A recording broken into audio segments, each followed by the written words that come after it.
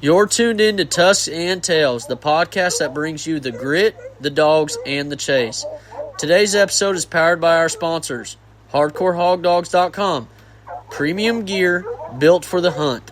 Use code Tusks and Tales with Mr. Michael Spieler. Next up is Boars and Broads. Lifestyle and apparel for those who live the hunt. Save with code TNT at checkout.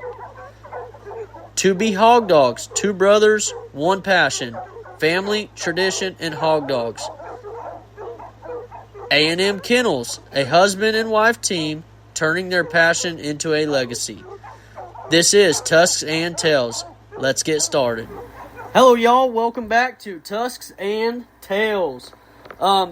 First of all, I got to give a huge thank you to this gentleman we got coming on today. We already did over a well over 2-hour podcast. We had some issues with the recording equipment, and this ain't the first. I've had it happen to me twice now.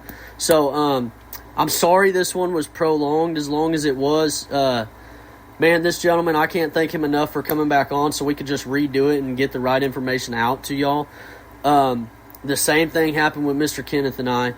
And, man, it just means a lot to be able to get the help. He actually reached out to me, luckily, and was like, hey, man, because I've had people saying, hey, where's this gentleman's podcast at? I said, it's coming. I'm fighting with some stuff right now. So we got her taken care of, guys. And all the people, real quick, I'm going to cover it. All the people reaching out about lights, we are sold out again. Only thing we have available right now is white. And the week, this is actually dropping next week on like October 7th, which is Tuesday, I believe. By this Thursday that you're listening to this podcast, I should have some more colors in. Y'all, I know black's been a huge request. We're sold out of all blacks, yellow, pink, and red. All I got and green, I think. All I got right now is white. So I appreciate y'all there. But with that being said, I'm going to go ahead and let this guy introduce himself. I think he already knows the drill. If you don't mind, let him know who you are, where you're from, and kind of talk about your dogs for a second. How's it going, guys? I'm Case Frieda. I'm from Yancey, Texas. It's southwest. It's not exactly where everyone thinks about. Like South Texas, towards the coast. I'm more semi-arid desert. You can go where we don't get more than probably 10 or 15 inches of rain annually. Dog-wise, I'll run just about anything, but what works best for me is a run and walker crosses, or anything walker cross, July, anything like that. I like the running dog, but I like a certain style of it, and I'll let Adam take it from here. Yeah. So, talking about your walkers, I love how you talk about them. Can you kind of explain where they come from and specifically what they were bred for, where they come from? Yeah, I know you're a plot guy. Mm-hmm. You like plots. Not all plots are created equal. No. I can go to the pound and pick up a plot, and is it going to be as good as some of the plots that you run or some of the people that you know? It kind of seems like with running walkers, everyone thinks you just go get one and you got the best one that there is. And that's not the case. There's different styles. It's one of the oldest breeds that there is that I know of. American Foxhound, and there's so many variations, everything like that. That's where the Tree Walker came from, if I'm not completely wrong about that. But I started with Bobcat bred running walkers. They're real trail-minded, tree-minded. They're a little bit slower, but they're extremely accurate, and they're hard to get a hold of, especially if you get the right ones. But in my country, they work a lot better than me because I don't necessarily need a dog to run 27 miles an hour. I need a dog to run fast, but accuracy makes speed. It doesn't matter if you run 25, 28. It doesn't matter if you run 50 miles an hour. If you take a wrong turn every 10 seconds, then you're never going to get anywhere. You're just going to be running in circles. You're never going to catch what you're looking for. So I like the more trail-minded dogs, and there is coyote dogs. They're running walkers that will work, but I don't have any experience with the pen raised dogs or runs the one inside the wire just because I look for a special kind of dog. I'm not in it to compete no matter what it is. I want to put meat on the table, so I want meat dogs. And I think tournaments with running dogs, it's just like the competition coon hunts. I don't know if it's necessarily good. It's good for the breed. It's good for hunting community, but I don't know if it necessarily builds the best dog you can possibly have, if that makes sense. Yeah. And, Case, with that being said, I know I don't want to word this wrong because I don't want to start offending a bunch of people, but it seems like a very common factor, and this can be any dog world, but I do hear a lot to get you a good running walker that's going to really bay up a hog and not just want to run. They say you might have to go through 100 of them before you find one. Can you kind of cover that? Do you believe that might be you're kind of looking at the wrong lines, or can you touch base on that? Because I don't have experience with the running walker. I've tried them from where I got them from, and like I've said in the past, my issue is they didn't really have interest in baying a hog. They would leave a hog bay just to go run something else again. They didn't have interest if it wasn't moving, is what I'm getting at. Yeah, with hog dogs, I think it's like that with any breed. I've been on podcasts before, and I was like, cur dogs suck. They just suck. Well, Rusty, you just had Rusty on. He's one of my best friends now, and I had to swallow it on. It was bad. He's got some good cur dogs. I don't any of them. And I plan on trying to finagle him out of one someday soon, but I just never found, where I'm at, there's never been and this blackmouth curs. When I say cur dog, I'm talking about a blackmouth. Yeah. I've never seen one that's the dog for me. I've tried plots. I've never seen a plot that I was like, that's a dog for me. They were good, and there's some cur dogs that were good, but they were never the dog for me. Maybe I'm just in the area where I got lucky and I found the right running walkers, because there's some people that run running walkers around me now, and I'm like, they got them from up north, and I was like, I wouldn't touch those things with a 10-foot pole. They're like, let's breed them. They're not all the same. People, if you're not a plot, you have to be a plot guy to be able to pick apart plots. You have to be a cur dog guy to be able to pick apart cur dogs. You have to be a running walker dog guy to be able to pick them apart. But it seems like every cur dog guy that wants to go pick up a running walker, they see him as this uniform blanket dog, and every single one of them is going to have the speed, have the accuracy, and they don't know anything about them. And you can learn it. It's just they're not all created equal. I think a dog is a dog. You're going to get good and bad ones of every breed. And it was easier for me to find a running walker that fit myself than find a cur dog. It didn't mean that they weren't out there, because after a year later, I met a guy that has the best cur dogs that I've ever been around. So it doesn't mean they're not there. I don't know if it's lines. I don't know if it's geographical location. I don't know what it is. I just know that they work better in my area and for the amount that I hunt. I hunt more than anybody I know, and I have a dog with me more than any. I've never met somebody that had a dog with them more than I had, and hunting more than me. I may not hog hunt every day, but I run a dog almost every single day. Yeah. I like how you put that. Now, you said kind of picking them apart, and yes, you're right about that. In the plot world too, man, I've had, when I say that, you might have to go through 100 to find the right one. I'm going to say I believe that's even true, like you said, in any world. The plots I brag about are the ones that I'm familiar with. I'm no expert in them, but I'm very familiar with them, and I've done plenty of research. Now, when it comes to, like you said, picking them apart, I'm not even just specifically looking at the bloodline either. I am looking at the parents and what parents I'm specifically wanting. And unfortunately, my favorite two, Mr. Mike ended up selling the male dog. I'm sure he could go back and breed to him, but now I'm going to have to go and watch some other people's dogs, some other Bayou Cajun plot hounds, or, my own or buddies or something like that, and find out, which parents I'm going to want out of some puppies at this point. Not just the line, it could be a Bayou Cajun line, and you like Mr. Mike says himself, he's got coals, so I don't want people to take it the wrong way that I'm specifically pointing out running walkers, saying that it's only running walker that you got to go through a bunch till you find one. That's not the case. But the way you said pick them apart, and you said, there's some up north that you wouldn't even touch, I like that. I respect that. I just think that's a really good way to put it. Now,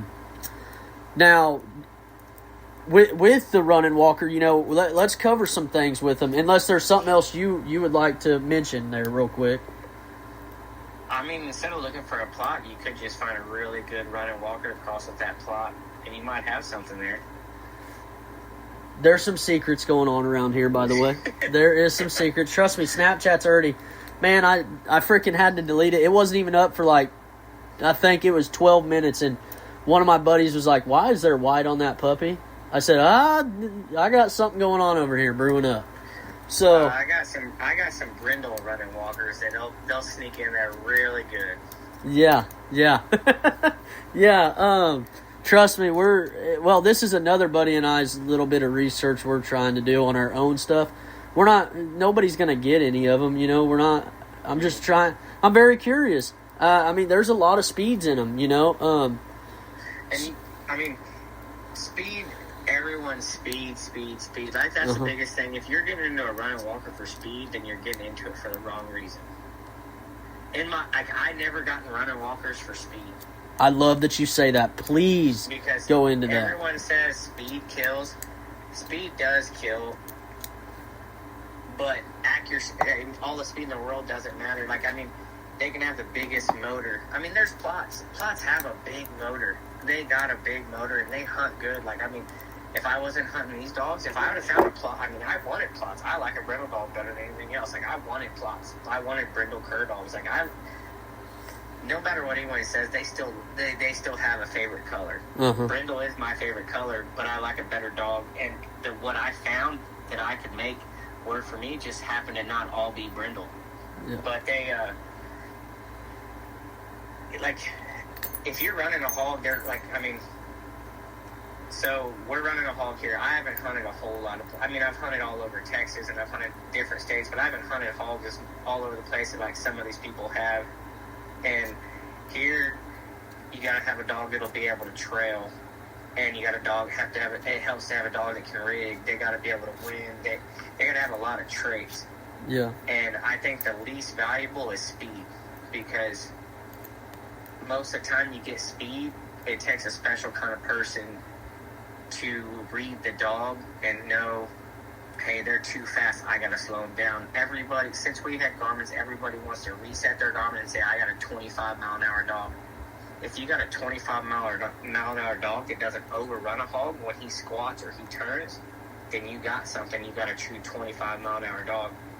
I can put a bucket full of biscuits on my tailgate and run 50, and I can have every dog in my kennel run 25 mile an hour trying to chase it, and I take a 90-degree turn. You'll be able to see that some of them overrun it, and it's a truck full of biscuits. It depends. All dogs are not created equal, and accuracy to me is what kills. I want accuracy and I want brains. Speed helps, but to me, what is very valuable about a running walker is you can hunt the plots that I ran. You can hunt them 4 or 5 days. The biggest problem I had with a plot is they had more motor than brain, as far as they didn't know when to quit. A really good running walker that I'll do will go hunt water. He'll go run a hog, and then instead of running by that water hole that hog just dipped in, he's going to stop and go through it too and cool off for a second, and then he's going to have the speed to catch back up to him, because I hunt when it's 110. I want to use what a hog has against him, and plots just don't stop, and I would get them hot.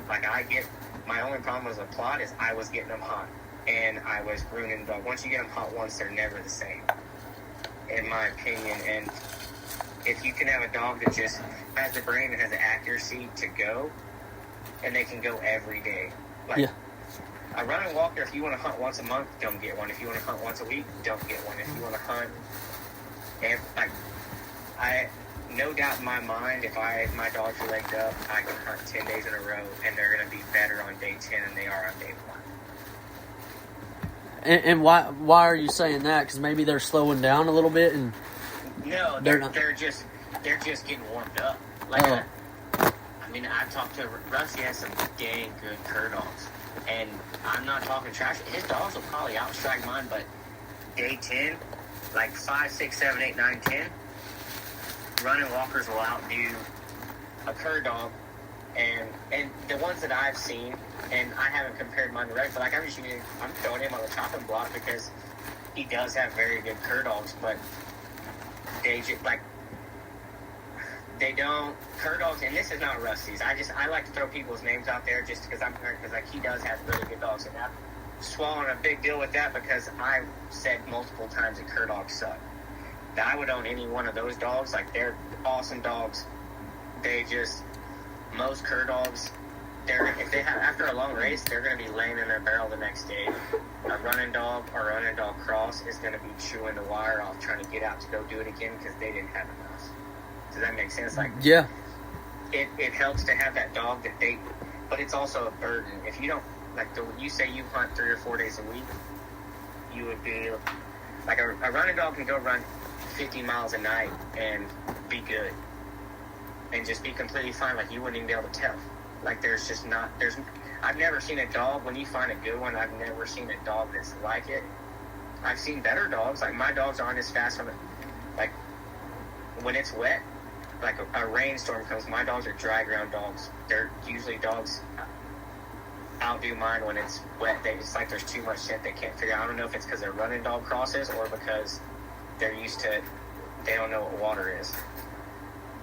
But it's just hard to explain. A dog is a dog, because I've seen good cur dogs, I've seen really good pods, I've seen really good running walkers, but I've seen a lot of bad on all of them, and everybody I really am not a running dog guy. They're just what works for me, and that's what I have right now, and that's what I'll probably always have, because I stuck with them long enough to know the ins and outs, and I know what to recognize a good one. If I had a plot and I had a really good one, I'd probably cull them as a puppy, because I would know what to even value in them. Yeah. I mean, that all makes sense, because, more and more that I'm doing this podcast, I'm learning that every dog sucks and every dog's good. Because I listen and I write down notes and I jot down stuff, and it's like sometimes someone's saying, well, this line sucks at this, but another person is having the complete opposite feeling based off the same line. Or not line specifically, sorry, but same breed of dog.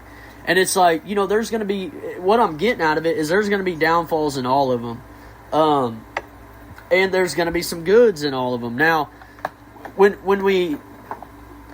there's a huge following, like we know in the run and walker world. We got that. A lot of people, they want them, and they're I don't know if they're getting them from the wrong people or what they're doing, but they're always talking about, they'll run over a hog, like you mentioned earlier. They're having issues with getting a hog to actually stop. These are, individuals that have reached out to me saying, hey man, they want running walker guys on here. They want to talk to them, and that's why, you're going to be one of the first ones, other than a little bit of what, Joey's been doing with his running walker. So I want to cover, maybe the time frame it's taken to see the real good side of these running walkers, or, do you think they're maybe going potentially in the wrong direction? Because one of the gentlemen told me he don't want to get rid of his period because it stopped a few, but he's had it for over 3 years, and it's doing the same thing to him, to where he'll see it on a Garmin flying 400 or 500 yards past his dogs that are bait up, and they're cutting back coming to him. Yeah, so first off, I know you're a bird dog guy or like a lab guy, right? So like you ran labs. Labs are some of the best bird dogs you can get, and also some of the worst. So exactly how labs are bred are how running walkers have been bred. They're the lab of the hound world, in my opinion, because people breed them in their backyard and call them a lab. People breed them for a competition and call them a lab. People breed them for this. It's like everyone has one. Everyone breeds them. They breed them for this. And if you get a great one, they're just a hot rod, and you can't beat them. They're just a hot rod. They're unbelievable. It's like, that's why I want a lab. But I've seen 3 labs that I would own in my whole life, and they were phenomenal. But there's a difference in a backyard bred lab.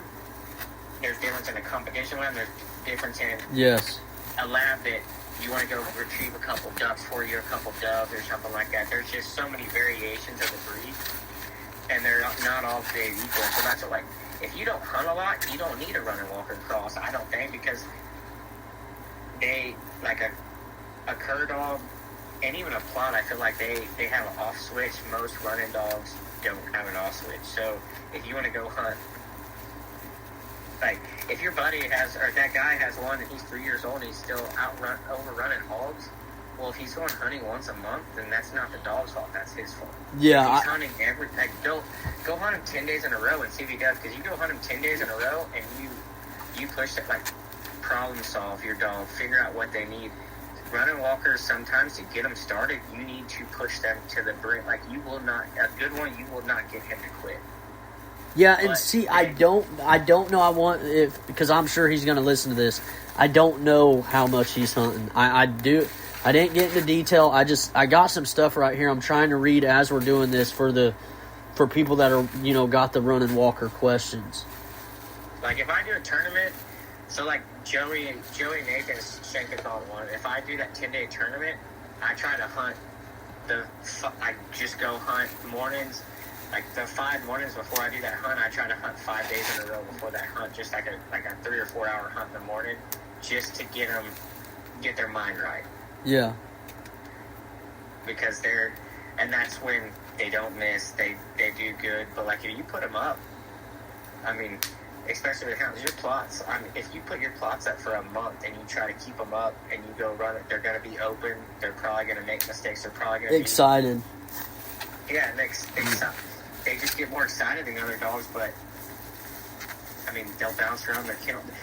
If you use them the right way, they're unbeatable. If you find the right one, you do it. But, I mean, I've seen plots that were like that. I've just never owned one. I've seen cur dogs like that. I've just never owned one.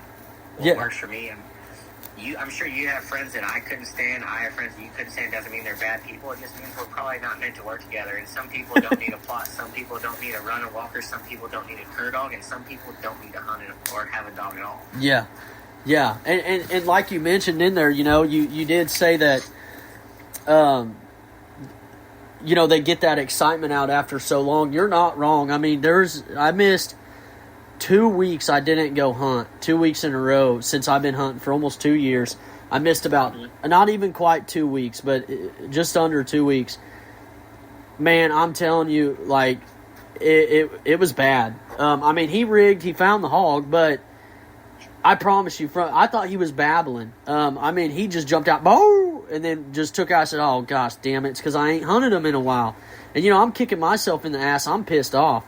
So, push comes to shove, that hog, I mean, it got bait up at like 800 and some yards. And, but I mean, it was just wide open the whole way there. And then just for listeners' reference, you don't have to go out and hunt 7 days a week if you're a pleasure hunter or whatever. Just enjoy it. But please listen to this for some advice from, well, I'm not saying I know everything, but I'm just from personal experience, and I'm sure this is what Case was referring to earlier. When I take my dogs out for 2-3 days in a row, that 4th day, 5th day that I'm taking them out, what I meant when Case said, the excitement, I'm saying, like, yeah, they got a bunch of that excitement out of them. They're slowing down a little bit. And I tend to feel like they're a little bit more accurate. He will not, like, he loads up a way better handle. Hey, load up. I can let my dogs out, majority of my dogs out in my yard, and tell them to load up. And I ain't got to worry about them running down the street or running off. None of that. But I put a handle on them dogs. So, but if he's kenneled up for a while, he wants to run around, piss on everything, get real excited. But, come day 3 or 4, it's like 4 or 5, it's like a routine. He jumps up in the boat or the buggy or whatever we're taking that day. And we hit the road or the water, and I'll really start finding out quick Like, okay, he's trying to actually pinpoint a hog instead of, hey, Dad, let me out so I can go find a hog. And I can tell the difference in the... And that's just me. And I want you to kind of listen to this, Case. That's exactly right, because I was going to tell you haven't had a dog that's smarter than you yet, and you're getting close, because a good dog that has a dog that I like, for me personally, is exactly what that dog's doing. I need to hunt him enough to know what he's doing. Like, if I don't, right now, like this last week, I think I hunted 3 days. And if I hunt 3 days a week, my good Jif that I hunt, she's a very fair dog. Like, she's a good dog. She has a bark where she's rigging, and it's, I want to get off the truck. I think I can trick him right here because we go by. She'll rig if she goes by a feeder. She sees it and she thinks I'll let her off because she just wants to check it. She can't stand it. And then she'll rig if she just she'll blow the doors off if she knows there's a difference in her rigging. She's got 5 different styles of rigging. There's a rigging where I was like, I got a scent, but I can't tell where it is. There's a rig where I want to get off and check that feeder. I want to pee on that bush. There's a rig where I rig a track in the road, and she'll get off and she'll start trailing. Where she just from driving over it, the dust comes up. When the pressure's right, the dust will come straight up, and you'll rig tracks coming across the road. Yeah. So there's so many variations, but like I mean, if you haven't dry ground line hunted. And it took me going. I mean, I didn't respect a dog that did that until I went with dry ground line guys, and I learned a lot from them. Because I was like, holy hell, I thought I didn't have a rig dog, and I started shocking them for that. And really, I mean, I should shock them a little bit. I'm trying to take advantage of them or something. But instead, be a dog man and figure out what the dog needs and what the dog wants. Because, like, you can ask Joey when he was down here. She'd rig, and I was like, that's not right yet. She's not right. And then she'd rig somewhere else, and I'm like, that's right. There's a hog somewhere here close. And I turned her out. And every time I turned her out, we got a hog. But if I turned her out every time, she'd probably be 50%. Yeah. But she's also, I don't reprimand her enough to make her, I'm scared of losing that, so I don't reprimand her enough. So I just try to, instead of me shocking her and maybe taking something out of her, I just hunted her enough to learn what she did, to where I know what I need to do, because she does, like now, every 9 out of 10 times I let her off, she strikes a hog. Yeah. But she may bark a couple extra times, but I know her bark, that's what's cool about a running walker. Most of the straight hounds that I've, like tree dog stock, when they rig, and maybe I don't know them well enough, but when they rig, they blow up. Like, that's what I have with the dry ground dogs. You'd go kick a bear turd. It was a month old, and then they would just lose their minds. And then you'd let them off the truck, and they couldn't figure it out. Yeah. And there was no variation in their rig, and just the ones that I hunted with. And then you go, but like if you don't change any of the stuff, you go drive, it'd be like whining or like a light bark. You got to know your dog. You can't really understand it unless you know your dog well enough to do that. And that's what's cool about the running walkers. They chirp, they yip, they bark, they got a big ball mouth. It just depends what they're doing. But if you take the time to learn what they do, and I learned what they do, so that's my only experiences with them. Like, I had some treeing walkers. I got rid of them because they blew my eardrums on every time I went by anything that smelled like a pig. And we trailed for 15 hours straight and still not catch a pig. They just weren't my cup of tea, and I didn't know how to work them, and I didn't have the patience to work that style of dog. Running walkers is my kind of dog, and that's why they work for me. Yeah. And I like this topic we're on. I mean, I want to keep having conversation on this back and forth a little bit, because it's probably going to help some people. Now, with my dog, the one, of course, I was just talking about, when he starts doing that, we're talking about rigging wise, he wants to get a little crazy. He does have different barks. When he starts whining and shit a little bit, I'll tell him, Newt, hush it up. Because I know, he's probably smelling something. It's probably daggum deer or something. But when that nose goes up and he gets to hammering, and if his partner, or if I'm running a second dog with him, starts showing a little bit of interest, because I have a couple that can rig pretty damn good, and I know if the boat blows up, I know there's a hog there for sure. But if he's acting like that and getting that real antsy, excited side of him, and I'm by myself. I love hunting by myself, or just my wife and I a lot, because I probably set my dog up for the worst habits ever. And this is, everybody's gonna be like, why would you do that? You're ruining them. No, I'm not. I'm hoping that this dog is going to go out there and learn for himself. Shit, I rigged the wrong thing. Every time he rigs, and it's just my wife and I cut him out. And I don't care. I cut him out. And usually the first time, like I said, he's going to go out there and find a hog just because he's going to prove a point to me. And, you know, he might have to go forever till he finds one. But like I said, noticing later on in the week or even the evening, you know, if he ran a long track already and he sits up and I mean, that dog will be a dead sleep. I've got so much shit for him, or both of them, his sister too. Any of them, actually 3 of them, they'll be sleeping in the front of the boat, and they're like, dude, you got to get your dogs up and working. I'm like, they're working, I promise you. I can't tell you how many times they've jumped up from a dead sleep, rigged a hog, and went and found it. If my dogs are taking naps in between of spots, I don't care. I'm not going to sit there and force them, but like later on, you know, in the hunt or, you know, maybe 4 or 5 days down the road of hunting hard, when he opens up, there's a hog, and it's going to be a lot closer now. He's gonna be way more pinpointy on what he wants to cut out on, and I like that. And everybody, well, there's no bottom in that, or you know, I'm gonna get some comments like that. Somebody's gonna think in their mind, well, that then you're just telling me that dog's wore out. No, that's not what I'm saying. You know, he was just excited, and just like you, when you go on vacation, it's freaking fun for, you know, the 2 or 3 days you're on it, and then day 5, day 6 coming up to work, you're wore out. You're like, man, I'm ready to get home, kind of take a nap, but I still got some fun things to do, so I'm going to go check these few things out. But you're not as hyped about it and as excited to go, if that makes sense. Yes, I mean, it's like all of us going to the bar. We go on vacation. I'm going to get drunk the first night, and then I'm going to be pretty good the whole rest of the week. So I've learned now, if I'm going to do that, I'm going to get drunk at my house and then be hungover on the way there, and then I'll be good the whole time, and it'll be a lot cheaper. Yeah. With dog, I mean, I wouldn't have said, like, if we were in the same boat right now, I know that my female Flo, I know if I took her, she would not sleep. She would, like, the whole time you have her, I mean, let her get in the cab of your truck, and she's going to have her nose to the AC vent, because she's going to know that's where the air is coming from, and she's going to be trying to wind from the AC vent. She's just a weirdo. Yeah. That when you find a good runner walker, that's how they are, and they're that intensity. When you let them out of their kennel, they go jump on the truck.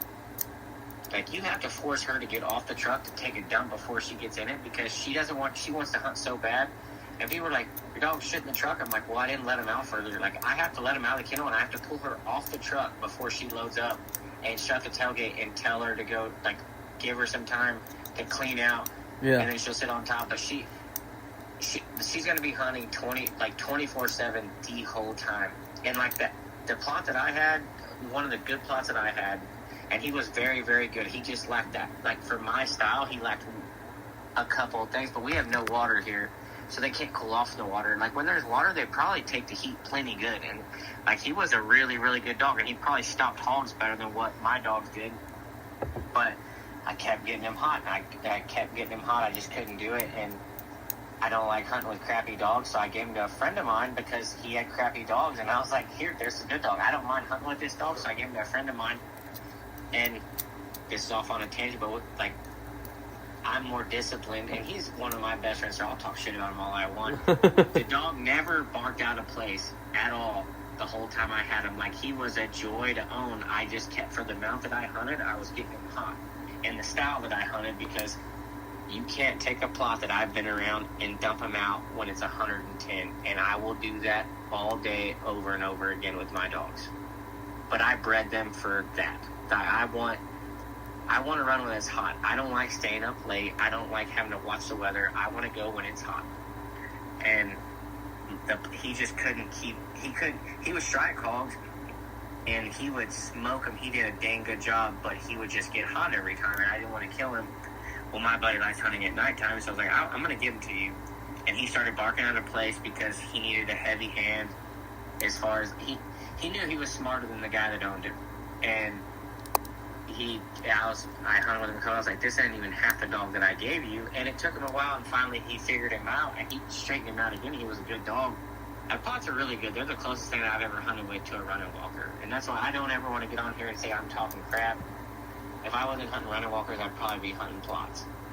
But that's because I've seen they fit me a little bit better. But sorry, I'm a really ADD, so I just get off on a tangent. Dude, no, keep talking shit. I think people like it. Because I'm going to tell you right now, man, I've been on this freaking... When we started getting big followers, you listen to my beginning ones, I'm like, I was able to keep a conversation going. Now, man, I'm so worried about who's all listening, and then I have people from other countries telling me that they're listening to it by translation, and I could just imagine me stuttering, I could just imagine what they're saying, probably cussing at them, I don't even know it. Yeah, so... You have good dogs because you care. I have good dogs because I care. Rusty has good dogs because he cares. Same thing with Joey and a lot of other people. I mean, heck, there's another guy I met at that Mud Creek thing, Leon Keys. I talked to him. I met him there. I didn't say 5 words to him when I was there. He messaged me and we talked back and forth and we talked dogs and bullshit about it. I mean, you can tell the people that care about it. Like, I go to bed thinking about dogs. I wake up thinking about dogs. Yep. If I do a hunt, I'm like, I need this. I need to do this. How can I do this? How can I make this work? Like, I'm all for you having good dogs because I don't want to breed dogs. I don't want to be this famous breeder. I don't want to be this famous hog hunter. I want to be... My goal is for Rusty to breed good enough dogs where they're better than mine to where I just get dogs from him. My goal is for you to breed dogs and raise dogs where I just get dogs from you and they're better than mine. I just want good dogs. I don't care what color they are, what they do. Right now, the running walkers work best for me, but I do not give a shit what they are. Yeah. I value a good dog. I value a good person. I don't care what color, what breed. I don't even think about it. I have down to my core, I have a list of things in my head, and I don't even know if I have them down on paper, but what I need in a dog and what I value as a person, and it's pretty much the same. They got to get along with me, and I want certain traits, and that's what I'm going for, and I don't care where they come from or what they look like. So all this division, like, I'm a plot guy, I'm a bird dog, it doesn't matter. They work better for me. My dogs, I'll send you a dog. I don't sell dogs. I don't even give dogs away. Like, I got a bad taste in my mouth when I was younger, and I was getting into it about it, and so I just will never do it. I'll send you a dog. They may make it, they may not. But I'll send you a dog, and you go try him.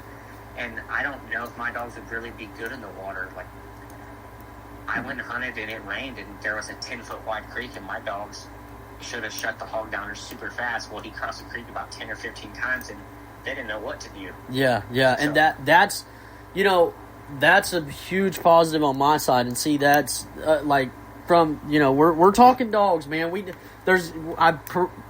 promoting unity and everything, and trying to get everybody to be together. But I still want people to be informed of the other lines. And it's not because I'm trying to divide it by any means. I just want people to know what they're getting into. This is still more or less for beginners to listen to. And because you're not teaching an old timer nothing. I can reassure you of that. They've already forgot more stuff than we know. So yeah, you haven't met the good ones yet. No, that's what I'm saying. Well, yeah, probably not. But I'm not even trying to be negative about it. Even I'm not trying to say that in a smart ass way. Like Mr. Mike, I guarantee he has forgot more stuff than majority of us actually know. I mean, but what I wanted to cut into... Everything's always evolving and everything's always changing. Yes. I've been blessed to hunt one of the most famous old-timers around here, and he's ran Hog Dogs, but he's a famous bobcat hunter. Yeah, you told me about him. With another really, really good bobcat hunter, and he doesn't talk that much, but when he doesn't say a word, you learn a lot. You figure it out, and I was arrogant. The arrogant kid, just like, that's the problem with hog hunters. Most of us are all gung-ho. I was an arrogant prick of a kid, too, and you go figure it out. I mean, the good old-timers, when you finally get to a spot and you can make them say, I didn't think about that. Or, like, it's always changing. It's always different. There's always a change of... I mean, everything's changing. I don't know how long hog hunting is actually going to last, because it seems like it's blown up, just like the running walkers thing blew up in the last couple of years. Running walkers were big 20 years ago. and it faded because all these people got all gung-ho about it. Like, that's the reason running walkers have a really bad name now. A lot of them is because 20 years ago, we didn't have tracking collars, and people did. There was coyote hunters and everything else, and very few men could handle that kind of dog. Like, with that much, like a good one, very few people could handle one. Just like very few people could handle Rusty's cur dogs. Very few people could handle a good plot. Yeah. A good dog, Rusty said it very, very well.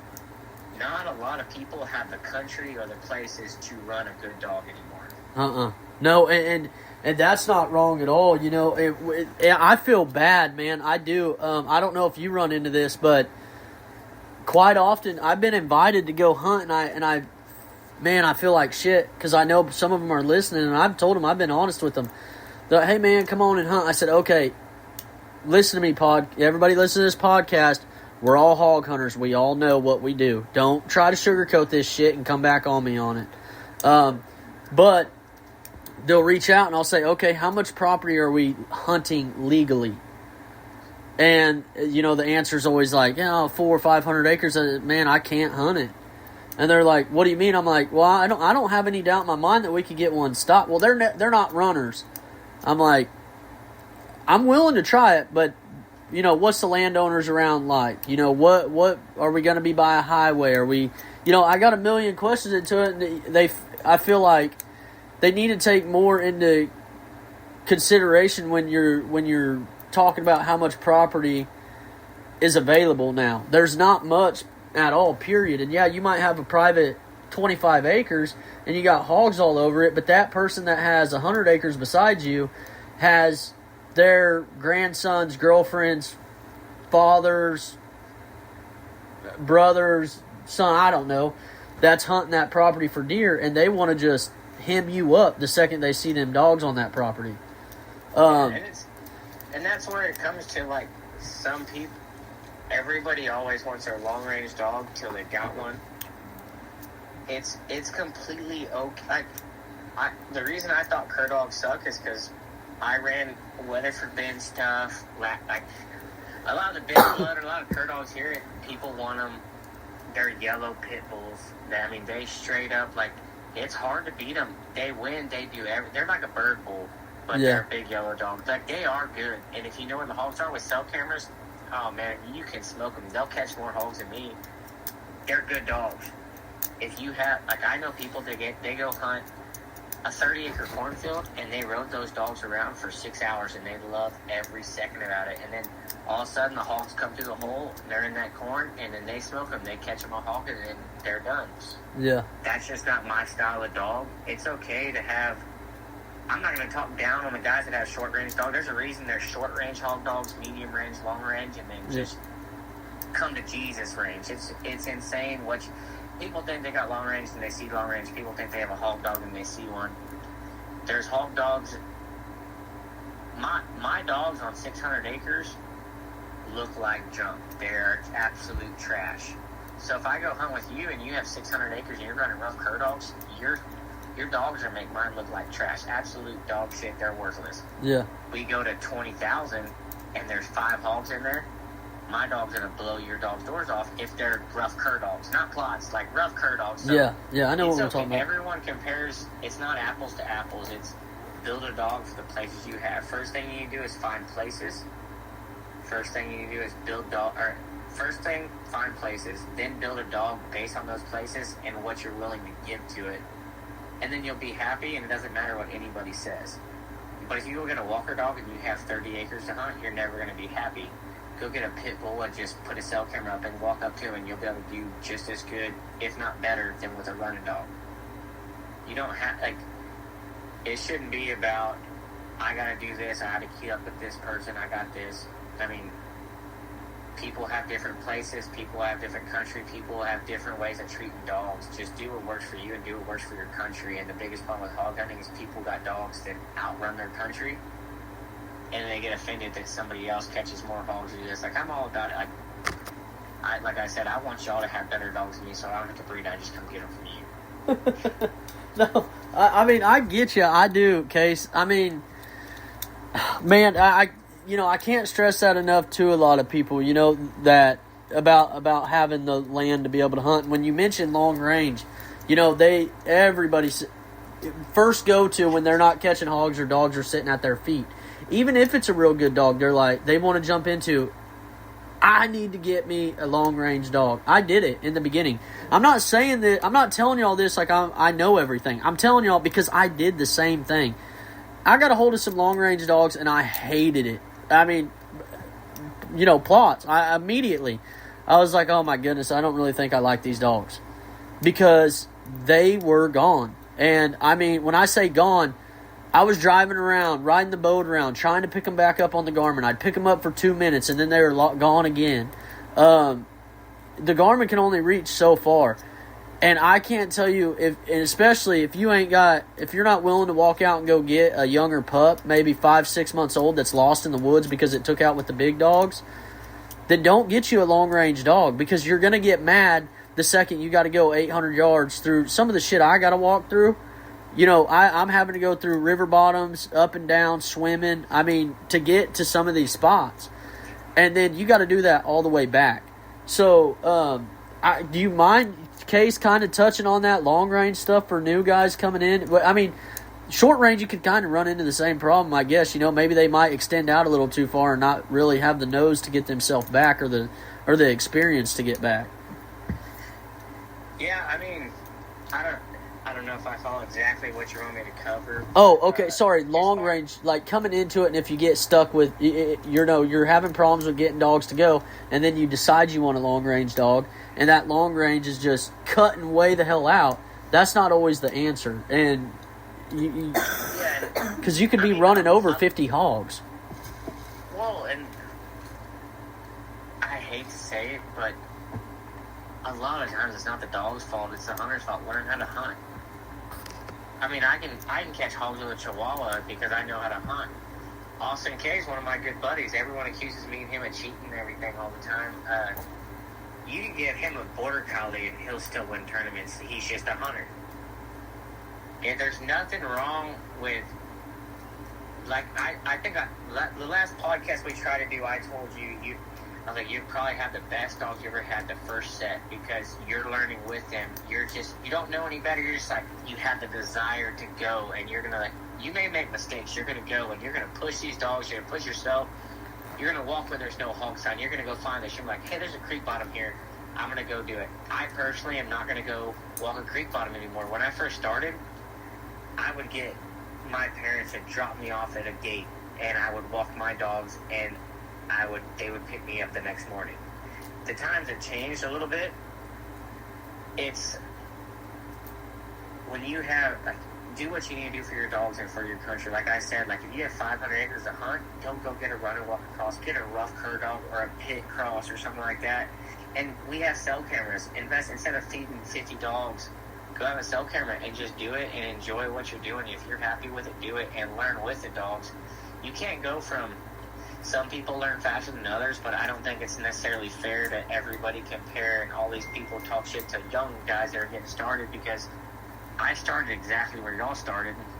I burned bridges. I tried dogs. Like, my first hog dog was I don't even know if he was Great Dane Catahoula, but he damn sure was a lab cross. And he taught me more than, and he was one of the best dogs I've ever owned because I pushed him that hard, and I went and just hunted because I had the desire to go do it.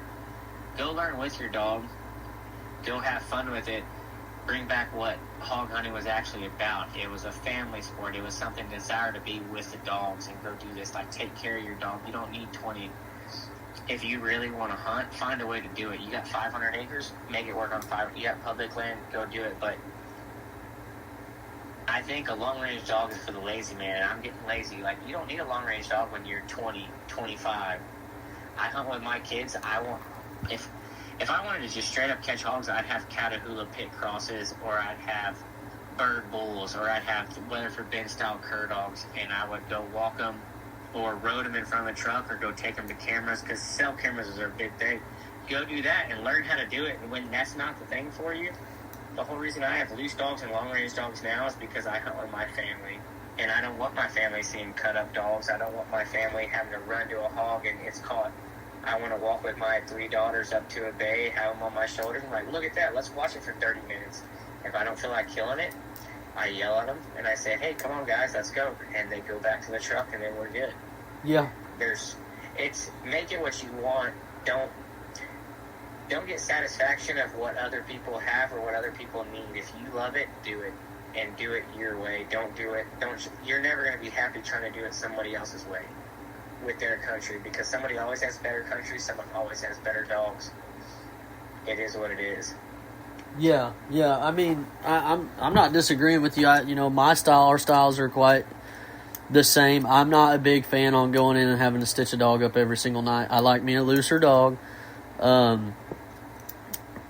If it gets rough, I do have vests, and I don't like to even. If they need a vest, I'm going to tell you this, they got to earn it now. My buddy used to tell me, man, you're setting them dogs up for bad habits, putting vests on them, and coming right in. That's completely true. Vests kill just as many dogs as they save. They're overused and misunderstood. They have a place, and a lot of it's oversized vest for a dog. Like, a strike dog doesn't need a catch dog vest, and same thing, like when we hunt, like even at nighttime, I don't run cut collars now. I run absolutely nothing, except on my bulldogs, and honestly, I'm trying to figure out a way to not have to do it on my catch dogs, because I lose more. Like, I've never lost a dog, but you don't get the same dog back when they overheat a couple times. Yeah. And a really good strike dog, just because you seem like you really care about your dogs. A lot of people do. Yeah. I do care about the dogs a lot. Like, I have 10 best friends. 9 of them are dogs. The other one's my wife. Yeah. Like, I love my dogs more than anything else. I like everything about dogs. I have a dog with me every single day, everywhere I go. I use them for work.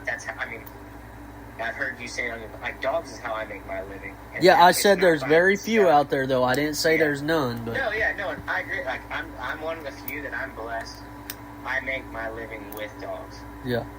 Like, that's a big part. Like, 60% of my income I make with dogs.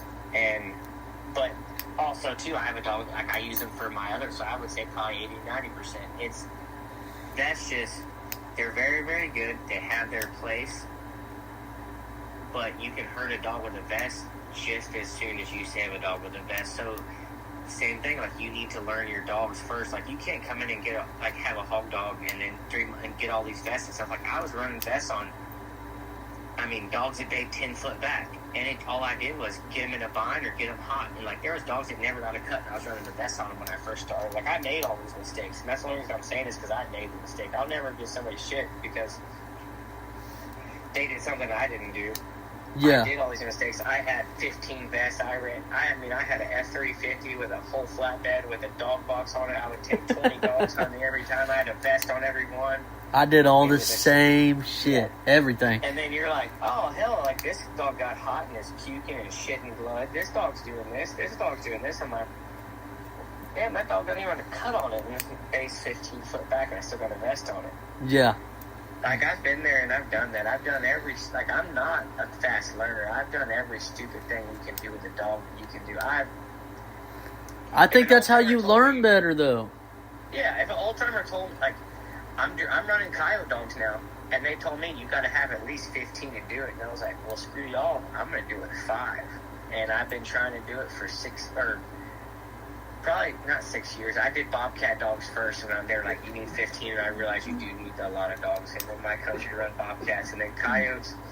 I'm like, all right, well, I'm doing it with 5, and I'm having some success with 5. But it's way harder. It's the hardest thing I've ever done. It makes running hog dogs look like you're crocheting on the couch watching Friends or something like that. It's completely different, and it's very, very rough for me. Yeah, I do know. I have a little experience in the coyote running world in Kansas, though. A few times I went. I didn't own any personal dogs, but I do know. Man, they didn't have that many. They had like a 6-hole box, but they ran all greyhounds. No, this is not greyhound. This is running walkers.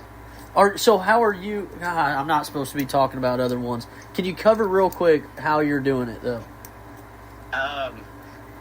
I got running walkers from the right guys, and I tried getting them from the wrong guys my hog dog stock is not the same thing. I got outside running walkers for running in brush, and I mean, I go like that. They'll rig. They don't really rig that because our country's super, super dry, and there's nothing. I've hunted bobcats and coyotes, and bobcat guys are going to be pissed, but I think coyote smells less, or maybe they're just hard to catch. I don't know, but if I run my so what I'll do on a ranch, I have a predator control business or wildlife, so like people pay me to go in there and kill their hogs, kill their cats, kill their coyotes, and so say I go trap some and there's one or two coyotes in there, I'll go in there, I'll run a siren or how I'll know where they're at. I send my dogs in there, they start running them. I snare all the fences just in case he tries to go out, and I may run him 5 hours and then catch him. I may run him 5 hours and he tries to go through the fence and I snare him. I may run him 5 hours and he just does circles and I don't catch him. But usually it's about 3 to 4 hours is what your race usually is on a coyote pushing them. Yeah. And that's 35 miles. Whew. So it's not like, okay, that's definitely different than what I did in Kansas. Kansas, you're driving around in a Yoda truck, you take binoculars out and see a coyote way out in the middle of the field, and we jump straight through that field hauling ass. And when we probably get, we run them for about 3 or 4 mile sections, because Kansas is flat, and we got dirt roads everywhere. I've been here a while, and I ain't seen many dirt roads like I do back home. But no, this is a completely and people always think of coyote dogs like that. Yeah, pull a dam. All you do is pull like a little freaking cable. All 6 dogs take out, and that coyote's done. Yeah, this is all solid brush, pear country, and so you think of hogs hard to catch? They're a hog. They run completely different. Dogs can learn them.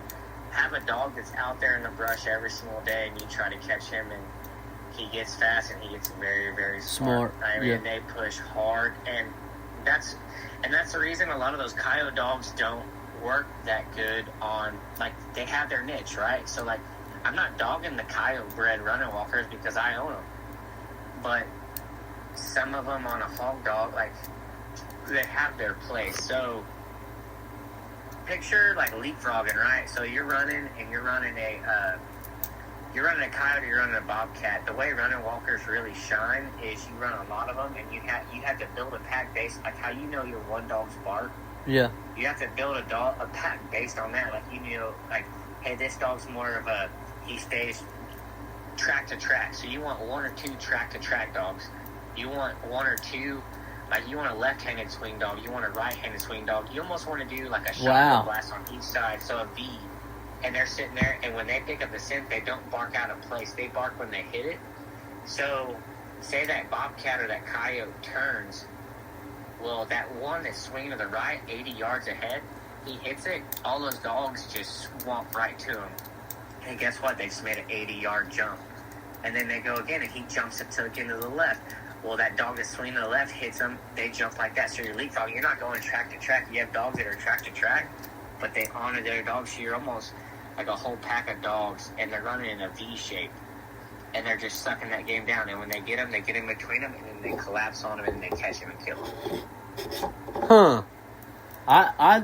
Man, that's some pretty cool shit. I guess I've never really done much research into that. Now, while we're still on that, I do got to cover something. I did listen to a podcast. It's probably nobody else that's listening to this has ever listened to this podcast. Maybe it was a book. I might have been listening to an audiobook. Shit, I don't remember, y'all. But a gentleman mentioned that he would offend a lot of people when he says that it's way harder to get a bobcat than it is a mountain lion. Oh yeah, that's a mountain lion's a joke. And I don't want to. If you're it depends on the country. A jump race, okay, a jump race. There's a big difference. So. Tilden, Refugio, Gonzales. When you start getting down there, that's straight South Texas. That's the tip down there. It's getting close to the coast. It's wetter. There's a lot of cats. The trees are short. There's a lot of cats. So you necessarily, like, you can't compare apples to apples. When you go and there's 50 cats, like, there's no point in having a dog that'll really trail real hard to go do all these things because you have so many cats. But if you go, like, I hunt in Nevada with a buddy of mine, I hunt in Wyoming, and then, like, New Mexico, and a bobcat is harder to catch in New Mexico, Nevada, and Arizona, and all those states than a lion is when you get them jumped, just because it's just different. They stink less. I mean, it's smaller. It's just a bigger cat, and they stink way less once you get them jumped. But there's less, and there's about the same amount in each of those places. It just depends. Like, same thing is, like, I guess it's comparing. You bring your dogs to a high fence that I hunt, and everyone talks crap about high fences, but I hunt high fences that have 3 hogs left. And they've been dogged by every guy in the county, and they've been flown, and they're hard to catch. That's about how lion hunting is in some of these hard spots. But if you go, same thing as a bobcat, if there's no bobcats, it's really hard to catch a bobcat. But when a jump race, the lions, they just don't have the lungs. Yeah. And they're bigger than a dog. So a bobcat's smaller, and it can go through smaller holes, and it slows a dog down. It can go through thicker brush, and it slows a dog down. When they jump a lion, he can't go through anything. He can go through, a dog can go through, except for, like, rocks and stuff. So it's always terrain. It's always different. Like, the same thing as hog hunting. I mean, so, man, and I'm just starting to learn this too. So, in your opinion, the hardest thing to run, I'm starting to figure out from everybody. This ain't just your opinion. Everybody I've really talked to, even privately, are saying, man, you want a damn good dog, get you a bobcat dog. Of course, we're talking in the United States, by the way. So I think bobcat is the hardest because there's not as many in certain spots, but I think coyotes run harder. So it's like a catch-22. Like, there's more coyotes, you can strike one faster, but they're harder to catch. Bobcats are easier to catch, but they're harder to strike. So how do you think, so let me tell you this. I mean, Kansas, and I highly recommend you going up there. I can get you pointed in the right direction with a lot of people that would freaking love you to go there. But how do you think your dogs would compare up there in that type of terrain? I mean, we got a lot of wheat fields, Milo. They'd be absolute trash. You think so? We're still dry, by the way. No, you're not even. But, like, you're asking my dogs to do something that they're not bred to do. My dogs are bred to use their nose to catch that coyote. Those dogs are bred to use their eyes. Yeah.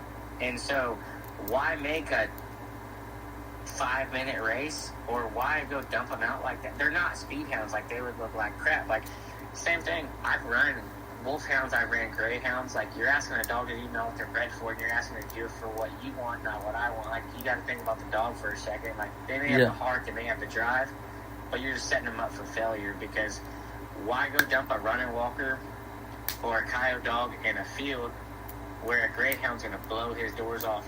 Because a greyhound, he's going to hit a barbed wire fence here and he's going to die. He's going to not be able to get to the brush. I ran a greyhound against in South Texas, a greyhound will get his doors blown off by an average blackmouth cur because they can't get through the brush. In thick brush. Like, so running walkers are bred for going through the brush. Greyhounds are bred for that.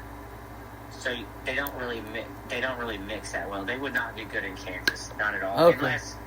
Unless there's snow or something. If there's snow, I'm thinking dry ground, like going like that, like snow. Snow gets on their tail and stuff, and they'll slow down. Like, I know there's some guys that run them in Illinois and like cornfields and stuff.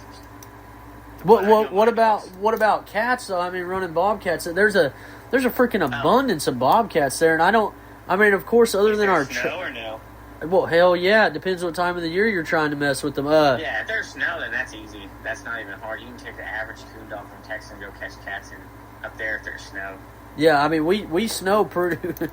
Trust me, the weather up there. My wife tried talking about how it gets cold, and she didn't really claim any snow down here, but she said cold, and then she went to Kansas during a small blizzard, not even a real bad one. It only shut down one highway.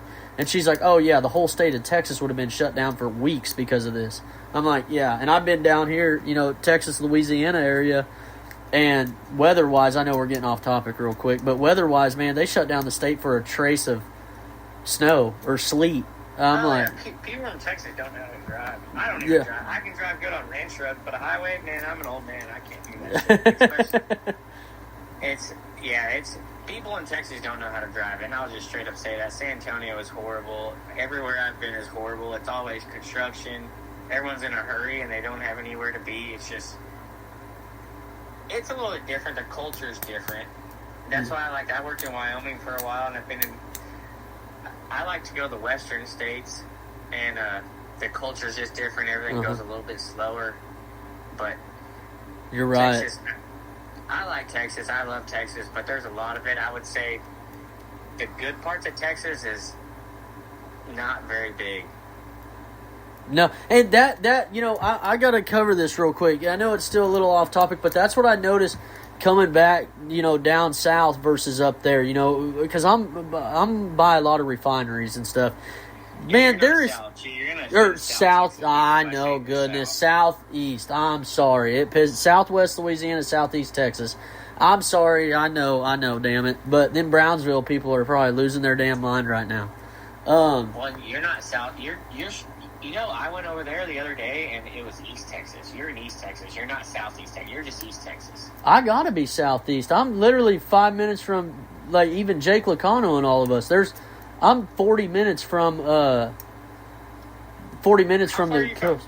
How far are you from Beaumont? 20 minutes. I'm working at the energy plant there right now, the refinery. So I was there the other day, and I took two buddies with me. I was like, let's go to East Texas. So we went to East Texas. That's East Texas. God damn, that is Southeast Texas as it comes. I'm literally, it's the Gulf. Yeah, that's it. We'll get together and you come see, because there's a difference in South Texas and Southwest Texas too. So I guess you can call it whatever you want. You live here, you're allowed to call it what you want. East Texas is Nacogdoches and Long. Yeah, that's what I was about to say. Yeah, East Texas is like where 903 and them old boys are from.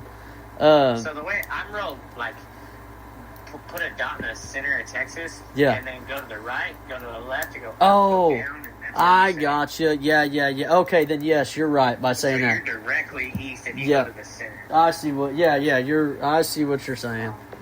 Okay. So you're eastern. It's okay. Yeah. Well, but yeah, I noticed down here, of course, in Kansas, the huge difference is weekends come around and stuff. It's like, oh, not everybody's off. The state, the area doesn't really slow down and kind of calm down. It's like everybody's constantly going, and I've noticed coming through holidays and stuff, nobody really takes a break around here. It's kind of depressing. Back home, when holidays start coming around, stores start shutting down, job sites start slowing down. But here, all I'm trying to get at is y'all don't kill yourself working. Stop a little bit. Go enjoy some personal time, whether it's running your dogs, going fishing. It's not worth it, man. Don't waste your life working. I mean, some people swear up and down that they have to work every day.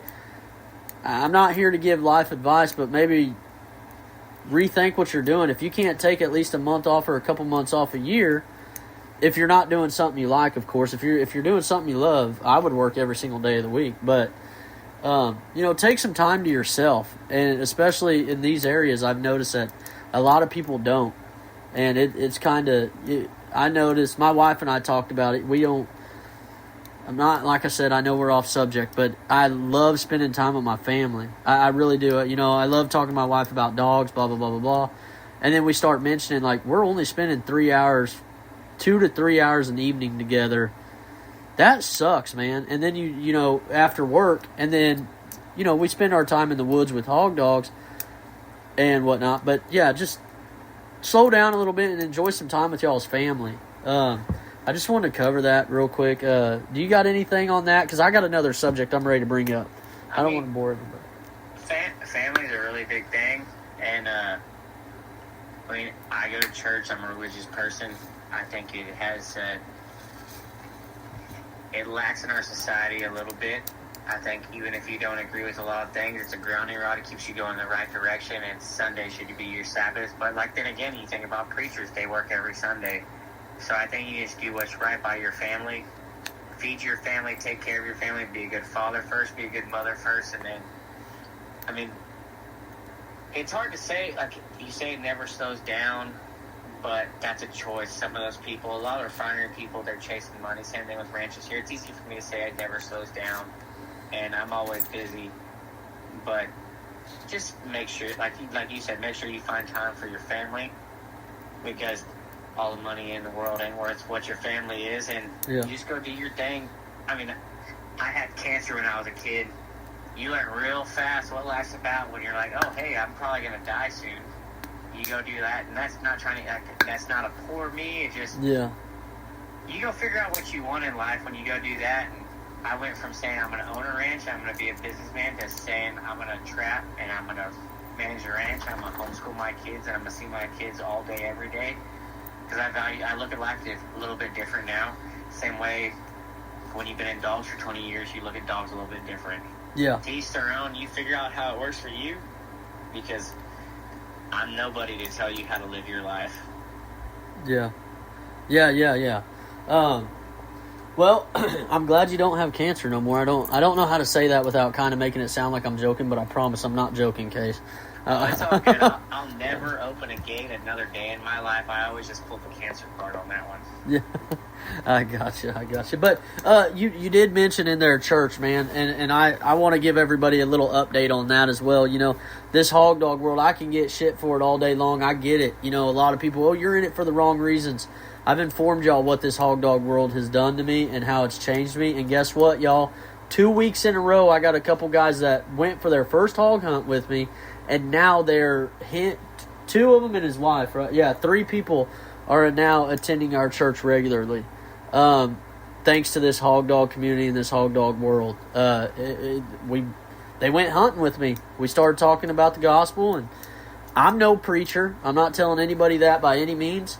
I'm definitely not a preacher, but I will just mention real quick, hey, you know, you all go to church. We go to church on Sunday. You're welcome to join. I'm not going to throw the Bible on you. I drink. I still sin, unfortunately. Trust me, the preacher makes you feel bad when it's communion day, and he says, hey, you shouldn't be taking this if you're sinning.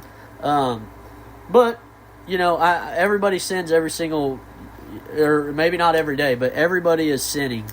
Whether you're judging someone, and when you go to talk bad about somebody, if you're religious, remember, he really understands what you're saying upstairs. So if you're trying to be a smartass about it, he knows what you're saying. So you're not covering it up by trying to act like it. And I can't remember what the verse is, but your good acts are equivalent to a filthy rag. So when you think you're doing something good, it don't mean shit, to be honest with you. But I did want to cover that and give everybody an update. Now, Case, you got anything you want to say on your end about that? I don't know. I agree with everything you're saying. That's awesome. Faith has played a huge role in my life, and I came from a place where I was ashamed of it, or pretty rough upbringing and stuff like that. And it's always weird to talk about faith and stuff like that. So I respect you for saying. I mean, it's awkward as hell when you go and you're hunting with someone like, oh, let's go kill a hog. And like, what do you think about Jesus, bud? Yeah. It's weird as shit, but it'll change your life. Hey, not only that, Case, you got to top it off.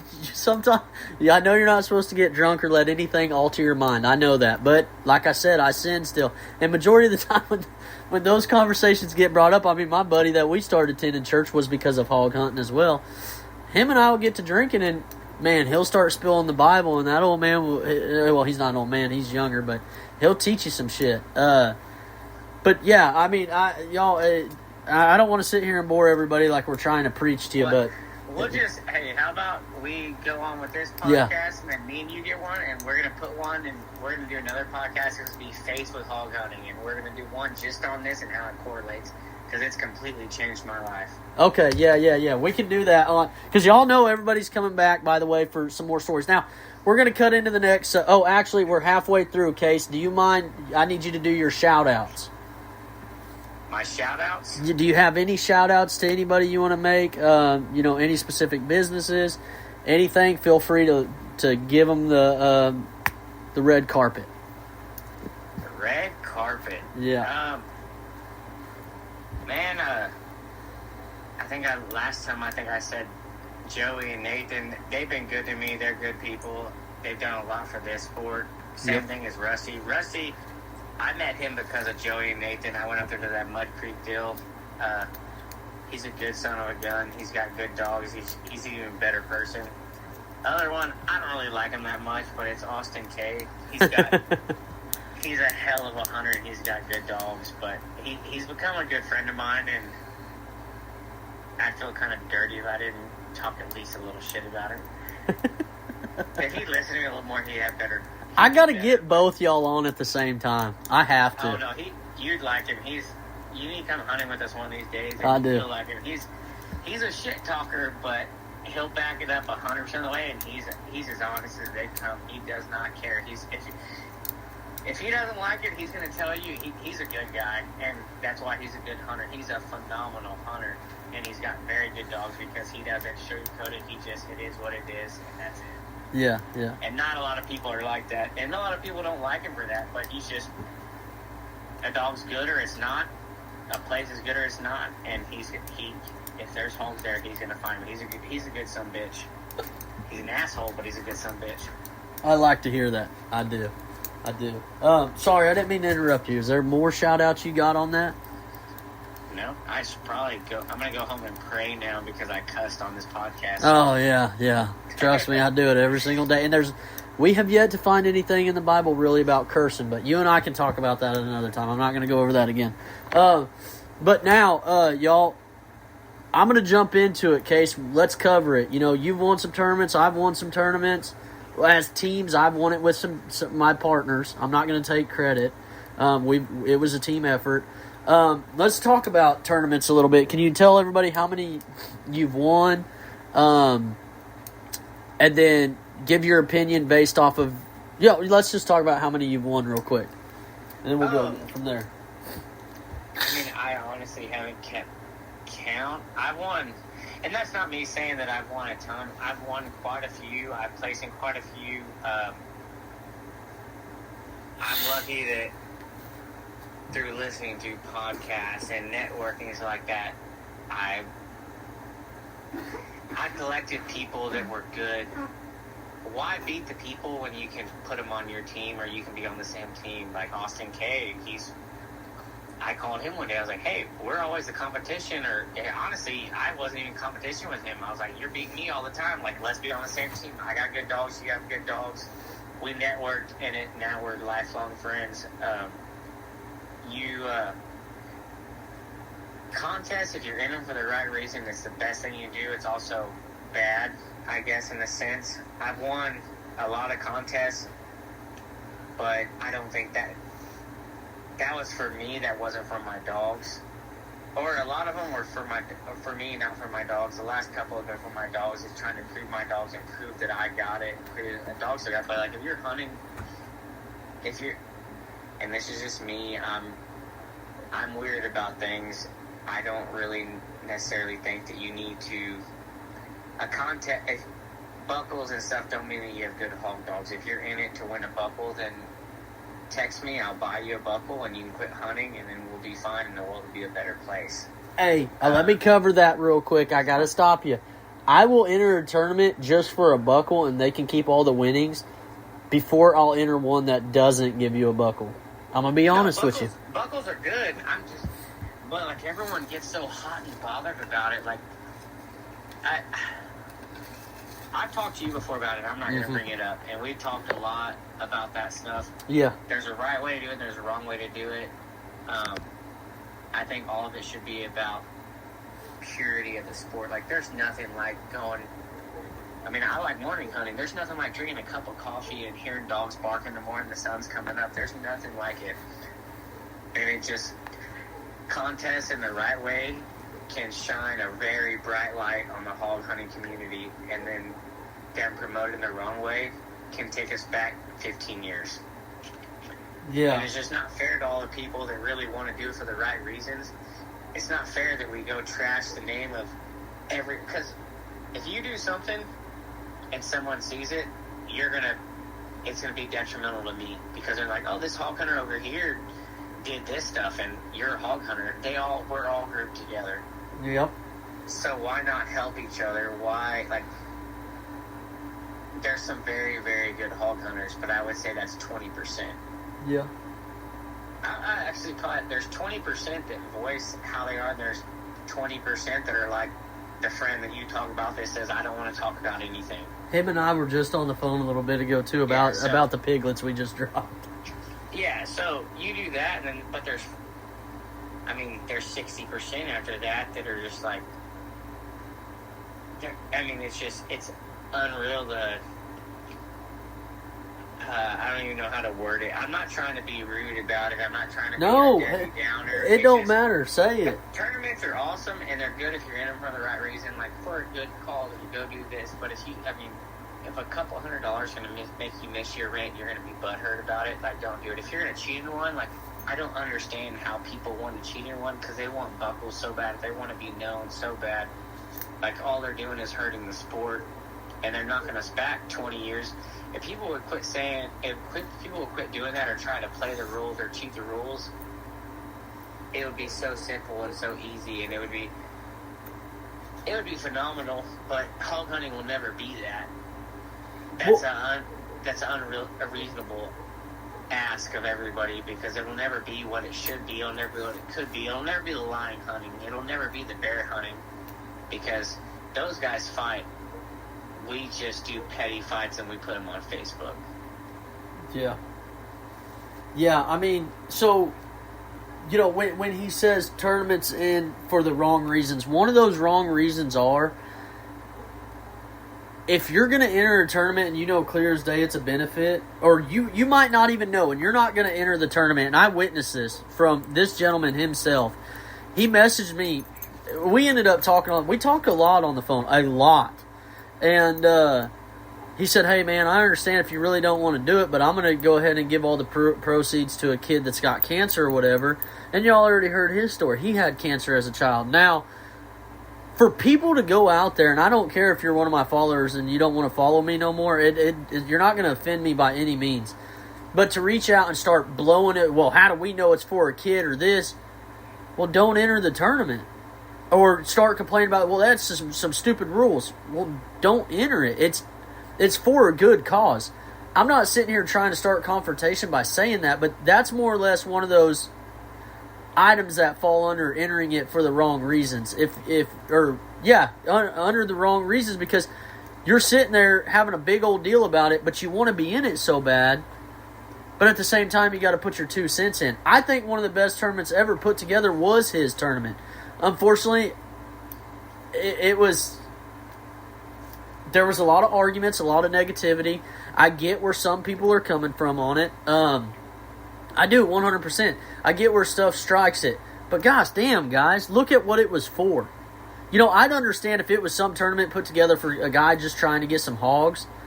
But there was people that were willing to donate, and I don't know if they did. And if you're that person that says, oh, I just want to donate money and not enter it, but you never donate just so you can get the likes on Facebook, don't be that guy. Come on, quit trying to get attention from that shit. But I heard, multiple people say, I'm just going to donate the money, but I don't want to enter the tournament. Great. That's awesome. Case appreciates that. But the negativity this man got and I'm vouching for him, shit, and I've seen it on more than one tournament. I get there's scammers out there, guys. I know there is. I know there's shitty people that could potentially do that. But you don't have to blow it up on Facebook. Do your research and start finding out. You want to see pictures of the kid. You want to see the family. You want to reach out to the family. I'm going to tell you right now, if someone's doing that, shame on them. If you want to enter the tournament, congratulations, you're in. If they're a piece of shit and they take the money and they lied, and you never know. Shame on them. Whoop-de-doo. Move on about your life. You were still in a tournament. But for people to reach out, you want to be in the tournament, but you want to start talking shit about how it's supposedly not for this kid and blah, blah, blah, blah, blah. Y'all, come on. As a hog hunt community, let's do better. Goodness, y'all. That is just so uncalled for.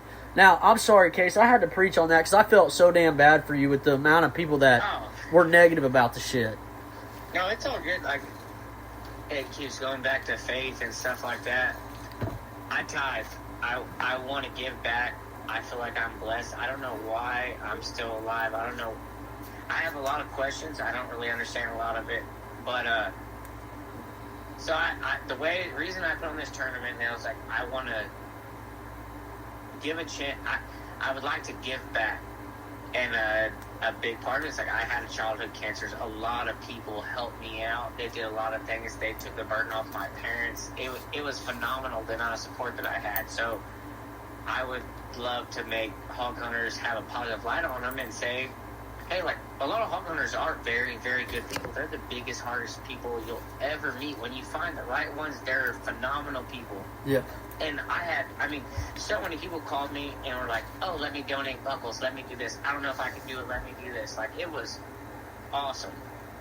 But just like any other tournament, when it's a competition, people try to do it like that. And it's not that big of a deal. I know I was stretching myself thin. I know the rules could have been a little more clear. I could have talked to people. But, like, the people that I did have problems with, it was clear as day. It is what it is. It's not that big of a deal. In the end, I want this tournament to promote hog hunting in the right way and say, hey, if I'm going to lose money, I want you to be happy you lost money, because guess what? You lost money giving it to somebody else. And no, I'm not going to give you the kids' contact information, because their family doesn't deserve that, because I had a childhood cancer. I know what it's like to get your world turned upside down. I know what it's like to do that. And guess what? Those parents don't deserve to have people go do this, because it's horrible that you got to protect people in this world from people doing that, but people will do that. And that's the only reason I'm shady about it, because I had cancer when I was 14, and people called saying I was doing this, or people called saying this and doing that. Like, when you're trying to fight that kind of thing, you don't deserve to have that. And this is not a poor me. This is more of, I would like to use the sport that I love to give back to the community and give back to my church, and that's it. Yeah. And there's not a poor me. There's not any of that. It's, if you want to do it, do it. If you don't, talk crap all you want. Don't enter it. I really don't care, because I'm going to donate the money regardless. If I get your money, cool, because that means you're donating it.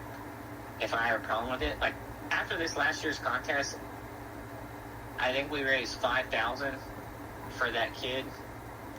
I told my wife, I was like, I think I'm just going to work all year, and I'm going to try and do $10,000 just from what I do, and I'm going to donate it to somebody and just be done, so I don't have to deal with all these people, because it did not promote what I wanted it to promote, positivity for the sport. Like, no, it was negative. Or figure it out and say, hey, let's go do this. But there was 250 comments talking crap the whole time. Yeah. I need to call somebody and say, hey, how do you do this and make it where no one talks shit the whole time? Like, I'm trying to do a good thing. I don't want any money. It costs me money. I paid for all the buckles. I had sponsors for a lot of the buckles. I paid for some of the buckles, but I was prepared to pay for all the buckles, and what I was going to pay on the buckles, I donated and I added it to the pot to give to this. And they're like, oh, it wasn't enough. Like, this is, you said it earlier, you want to enter a tournament to get the buckle, because it proves your dogs, it proves you as a person, it proves you as a hunter. That's what you want, right? So why give money back? Instead, let's just do really nice buckles. We'll pay for all the buckles, then it is what it is, and then we go and give all the money to a good cause. But it just never works that way. It's okay. I'll keep pushing it, and maybe, like, last year was phenomenal. This year it sucked. Hopefully next year is phenomenal, but it was for a good cause, so we'll see what happens. Yeah. No, I got you. So, you know, your platform. I'm gonna go ahead and jump off that and jump kind of into the next one. Not your platform, but the way you set up the tournament, man, was awesome.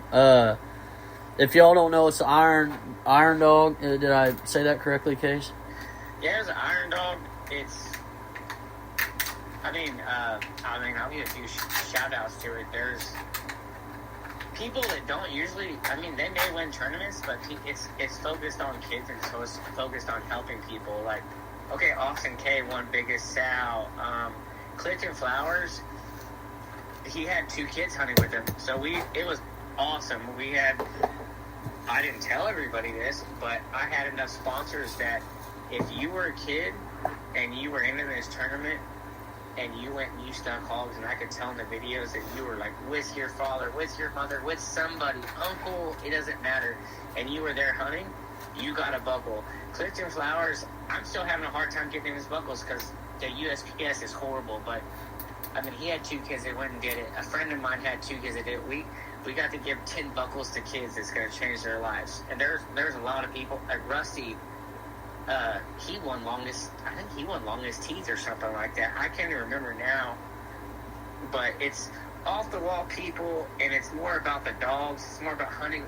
It's a family oriented contest that gives the people. I don't want the guys that have 100 head of dogs, like, let's get 5 of us together and let's be unbeatable. When I enter tournaments, I do not want to enter unless I'm unbeatable. If it's a benefit, I'll try it. But when I could call you right now, I could call Rusty, I could call Joey, I could call Austin, and there's hardly anybody that could ever beat us. And we could enter every tournament, and we could win every single one. This is a tournament, the Iron Dog, it's 4 dogs. It's like, okay, well, I might as well do it by myself. It's for the average hog hunter that has good dogs that no one hears about to go do it, that focuses on family and everything else. And it is what it is. And guess what? They win every time. Yeah. I mean, I like that. I love the setup. I love what you did. I just hate the animosity and the negativity that came out on the ass end of it. I mean, with everything, not just after the tournament. I'm talking beginning. The whole tournament, It seemed like it was, you were doing such a great thing, and it was like just pure negativity. But you'll see someone post a tournament that you can do whatever you want and come hunting, and there'll be no negative comments, period. It's because those people are like, no polygraph, nothing. Those people are like, oh yeah, I'm going to win this motherfucker. I mean, and you won't hear a bit of negativity out of it. I believe it's the ones that are being negative because they don't have a loophole to win it. Yeah. I'm going to throw a shout at this one. Like, Garrett Piku was one of them. I don't know if that's how you say his last name. I've never met the guy. But he didn't really agree with the contest. And then I was like, hey, if you have a problem with it, like, let's talk about it. Like, let's be cordial. We're grown men. Let's talk about it. I talked to him about it, and I told him what the rules were and how I was going to do it. And guess what? He entered. He had to work. He did the same thing as you. He had to work. He didn't even he didn't even get to hunt very much. And I was like, he was like, I agree with what you're doing. Yeah. And maybe it's my fault for not doing it, but like, he's a good guy. He did the right thing. I just didn't want to throw shame on him because he called me and we talked about it. He reposted. He's like, hey, I actually talked to him. It's not shady. It sounds right. I'm not that good with social media or promoting things. Like, it's me doing a contest is not the same as you doing a podcast. It's absolutely miserable for me. I don't know how to do it. I don't understand it. I get anxious about it. I'm self-conscious about it. Like, my comfort zone is in the woods with dogs. And so that's what, but I've gotten days where I'm like, I really don't give a shit. And he did, I talked to him and he did do good. He helped me a lot and he did shut down a lot of the shit that was getting talked. I don't know if you know him, but I do. He helped me out a lot. I'm not even going to sugarcoat it on the podcast. Everybody sees it. I don't know why he's not a fan of me. I have no idea why. I'll talk to you about that privately. It's okay. It's not. It's okay. Just I've never. You run plots. It's completely okay for people to not like each other. I don't have a no. I don't have a problem with the guy at all. I've always actually kind of watched his shit and kind of was like, man, this guy's pretty damn cool. And then I'm telling you, man, a 30-mile radius of me. It's only 30 miles. I don't have anybody outside of that 30 mile that really don't like me. I got like one in Oklahoma and one in North Texas. That's about it. Everybody else is pure positivity around me. And I'm being honest, there's a lot of positivity, but it's like a 30-mile radius from where I live. I have you wouldn't believe some of the people that do not like me, and that you'd be like, man, those are some reputable, like very well-known, nice people. Like, I would think they'd be trying to help you. No. They try to shut this down more than they even. And I've never, by the way, I promise you, not a single one of these people in this 30-mile radius can ever tell you a single thing I've done wrong to them. There's people that sell certain things I'm not going to get into names. I'm going to let my podcast know that I have promoted what they sell and got it put in multiple stores. And those people still don't like me. I don't know why. I have yet to find out. It's because I've been told that I don't know. What have we heard? Everything under the sun of, people don't believe that my dogs are capable of what they're doing. And I'm telling you, when I talk to you privately after this, you're going to be mind blown because, I have message proof of stuff. Like, I've had people reach out to private landowners. Can I cut you off for a second? Yeah. Why do you run Hog Dogs? Dude, I'm not in it for the wrong reasons. I want to sit here and say for the dogs. You're the first person I think to ever really ask me a question, but I want to sit here and say it's for the dogs, but it's also not, man. For myself as well, because I am so relieved. I'm not lying to you how many times I've hit the river with my wife and I've looked at her and I was like, man, it just feels like everything just fell off my chest. Like, I don't care no more. I'm ready to have a good time. I'm going to put you on the fire. What's your best hunt then? My best hunt ever, and it's really not even, it's just really memorable. Don't sugarcoat it, just say it. Yeah, my buddy and I, we was going down. I got a couple, but this is my most memorable because it was a clusterfuck. My buddy and I were going down, leaving the river, and a hog happened across the road. So we dropped the dog. He dropped his. I didn't have any good going dogs at the time. I was only in it for a few months, and the dogs happened to stop that hog. It was flooded where we're at, so the hog's swimming around. My wife's got a rifle in her hand, a 30-30. All you heard was, and she's like, "I'm gonna shoot it." And here's my buddy. No, don't shoot it. Everybody's screaming and yelling. This hog's maybe 90 pounds. My buddy's not screaming at all. He's the one that I talk about that's got a bunch of experience. He loves it because he loves how excited we get when we first started, of course.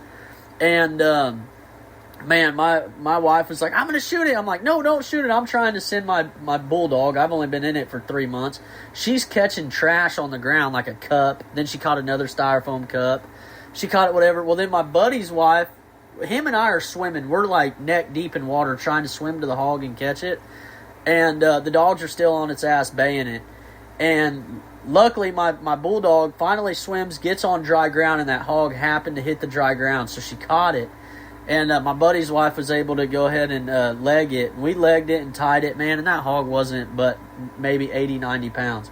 But it was just, those times are just so exciting and happy. I mean, my wedding morning, we caught a 375.6. That's not my favorite story. I've caught over probably 10 to... I could check my book for everybody listening, but I guarantee I've caught at least 12 that were over 300 pounds this year alone. And I know people are bullshit, but I promise I weigh my hogs. I have a crane scale. I do all of that. I measure the teeth. I keep statistics on what we catch. And people that listen to me long enough should know. But that 90-pound hog was one of the best nights ever. Ever. Yeah. So. So what were you just talking about before that? Of the pure negativity of people not getting... Look at you. You caught back fast. So why... Keep the passion, do what it is. It doesn't fucking matter. It doesn't matter what anybody says. Hunt for that reason. Hunt for your family. Hunt for exactly what that is. That's why you hog hunt. Yeah. When that fades, that's when you'll start talking shit. So it is what it is. Just, I hate to keep bringing it back to the gospel. Turn the other cheek. Turn the other cheek for 20 years, and guess what? You'll be like, no one ever talks crap anymore. It is what it is. Be hog hunting for the right reason, and obviously in it for the right reasons, and we can, just like we can turn podcasting and saying, hey, like, this person doesn't like me, or hey, we don't like this. It doesn't matter, because guess what? You're in it for the right reasons. You're doing this. You have the balls to go in there and y'all go do. I'm pretty sure it's your wife doing everything anyways. Yeah, that's what everybody says, I swear. But it's... Do it for that reason. It doesn't matter what everybody else says. It doesn't matter what dogs are. Everyone's why compare everything? Just be happy with what you got and where you have. Like, I mean, if you have the shittiest, like I went up there and I saw that country, and you should have big hogs. I don't think y'all have big teeth. I saw the country. I was like, I see them having big hogs. I don't see them having big teeth. Like, I was there. I almost called you, but I didn't really. I've never been that far east, and it kind of scared me. But y'all's country grows big hogs. I completely believe catching 300-pound hogs. I don't believe catching 3-inch teeth. I catch 3-inch teeth once a week. Hey, I'm gonna tell you a guy to look into. I'm gonna tell you, and I'm not lying, man. Look up Rainy Morvan. Him and I started, we conversate back and forth, and him and I have had our talks, because of course word of mouth from other people made me look like this bad person, and Rainy and I have had conversation back and forth. Man, that guy's got some good dogs, and look what he catches. I'm telling you, there is. If you got the right stuff, I promise you, there's big hogs with big teeth here. So, if you can find him, look up Ricky Richter. Okay. See if you can find him. Okay. I don't think you'll be able to find him. And if he goes hunting, I would say 5 out of 10 hogs that he catches have over 3-inch teeth. And I've caught 4.5 with him. I've caught 4. I went and hunted one of his places without him. He said, just go. I don't care. There'll just be more in there later. And we caught a 3 7/8, and we caught a 4.5. And both the hogs were less than 150. But he's a good person. He's another good one to have on there. He's not about it. I don't know if he'll even be on the podcast. I don't think he'd really actually do it. But we're getting off on a tangent. Yeah. But it's... Hear your stuff, go do that, do it for the right reasons. It doesn't really matter. I mean, yeah. I mean, but that's what part of the podcast is, man. People like to hear stuff like that. They really do. Like, I'm letting everybody know what I'm getting at with that is not everybody's going to be your friend in it. There's going to be some people that just absolutely do not like you, and it does not matter how much you help them. I'm sorry, Case, is what I'm getting at, because all of these people I liked a lot, but I mean, I might have said something in the wrong area. I'll defend him. I wouldn't have helped nobody. I mean, I have a lot of country that is 600, 800, 1,000 acres that I don't give to nobody. Yeah, well, no, and I can't hunt it. But the reason I can't hunt it is because my dogs are long range or medium range, and I can't hunt it. And I haven't found the right person to go hunt it where they don't make themselves look like an asshole. Yeah. And that's just hard. I'm sorry. Like, I'm gonna cuss because don't have anything else to do about it. Like, if you prove yourself, I'll give you. I mean, I could give somebody that said, "Hey, I want to hunt short-range dogs or medium-range dogs." Like, I could give them 25 places that are 500 acres. Yeah. I don't have the dogs like that because that's not what makes me happy. It's okay. Yeah. Like, I have less. Like, I could hunt every day of the week if I hunted that kind of dog. But I'm like so I agree with some of those people sometimes, but also there's a lot of negativity, and I agree with that. But it's also, how long have you been hog hunting? Yeah, not 2 years. 2 years, yeah, and it pisses everybody off for some reason. No, there's no public where I'm at. So it took me 20 years to build the country that I have. So it's going to take a lot to get it from me. Because I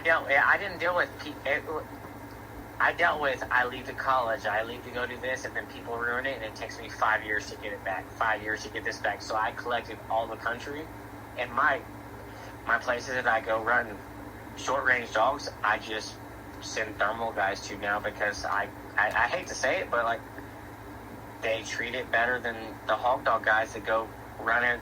They can't follow the rules, they can't do what they need to do. So like, hog hunters, their own worst enemies. Not saying you're like that, but I can see where those guys come from because I've been burned over and over and over again. I've sold dogs to like the most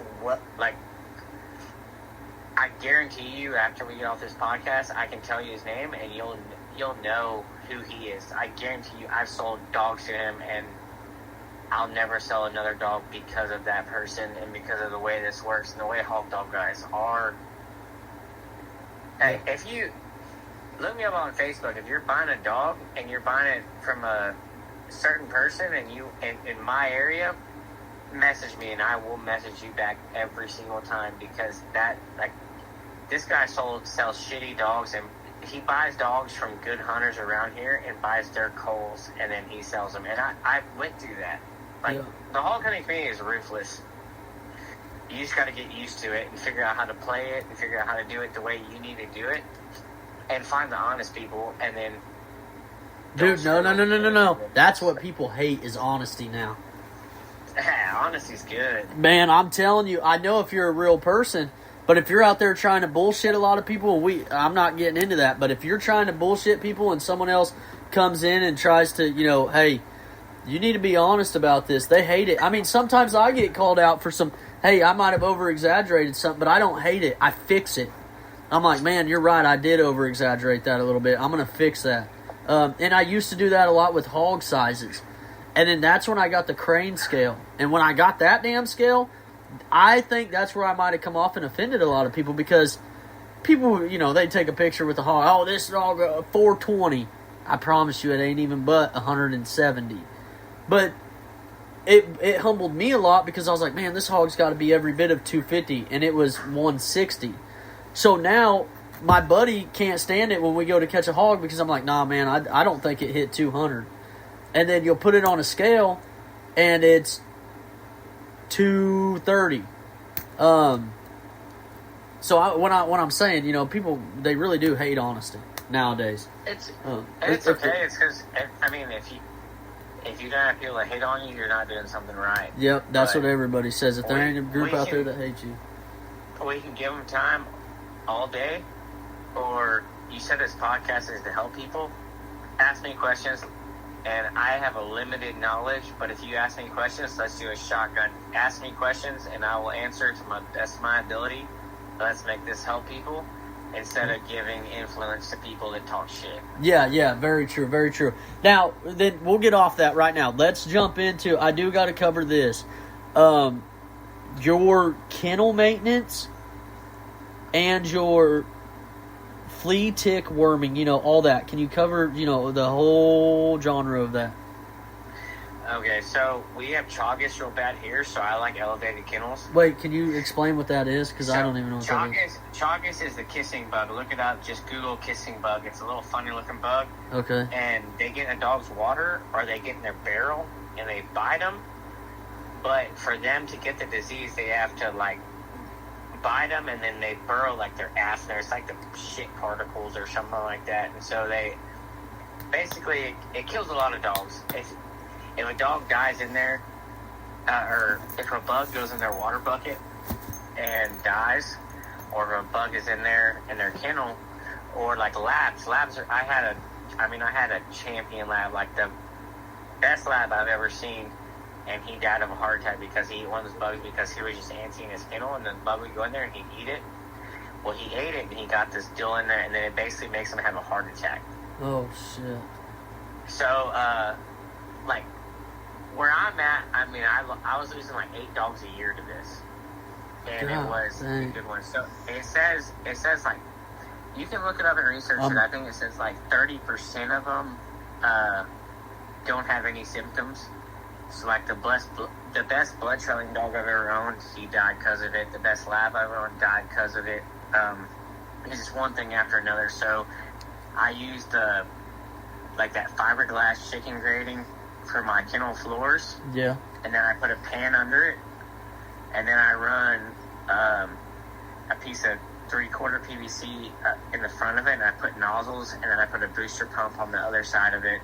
And so I squirt it out, and then if it's dropped in the pan, it goes like that, and it goes in the septic tank. And I keep everything super clean, and I keep them off the ground, and then I don't use the normal waters. I use you can Amazon them. They're like dog waters, but they look very similar to the pig waters, and they gotta lick them, or they gotta put their mouth on them. And my dogs learn them super fast, because if a dog dies in their water, their whole water is contaminated, and you don't have to clean the waters anymore, and it's just more efficient. And so I use those things, but chagas is the biggest factor in how I raise my dogs, because it's real big in bird dogs, but it killed some of the best dogs that I've ever owned.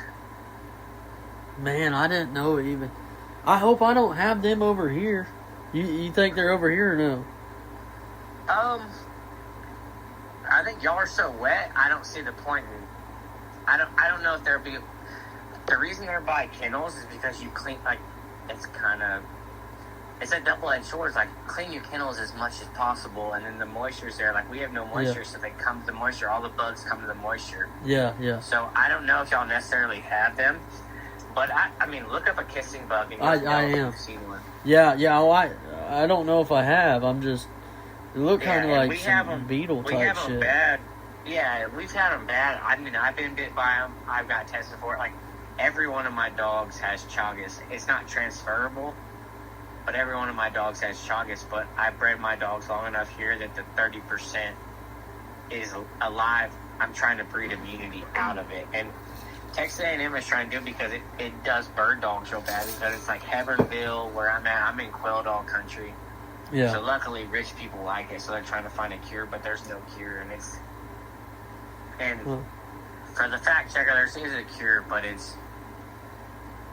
everyone says there's a cure. There is a cure. It's 20% effective, though. It's not very good. So it's build kennels to.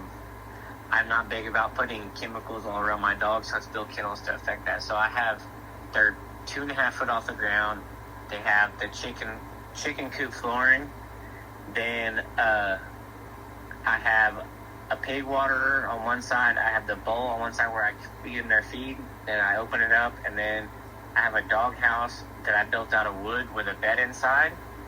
And then on the top, there's another bed on top where they can jump on top of it. That way they can be comfortable, run around, do whatever they're not sitting down. And it has lights and waters all built into it, but you keep your lights off here all the time. You do whatever you do to keep that bug is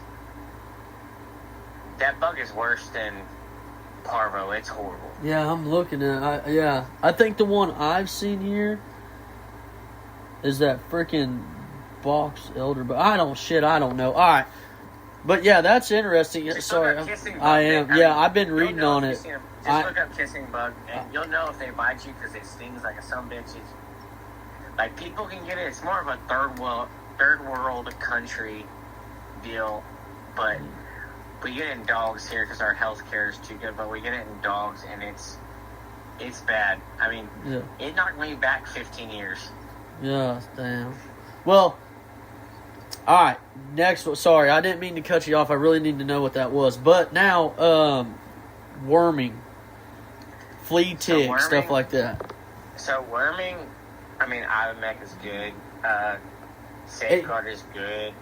All the horse wormers, just put them on a plate and stir them up. That's good. But can you explain kind of your weight? Sorry, on like actually administering them as well. If I was to worm it, yes. I mean, Safeguard is the go-to. I like Safeguard. And Ivermectin, I usually do. I mean, this is más o menos what I do. Like, it depends on the dogs. I'm a lot on feeling.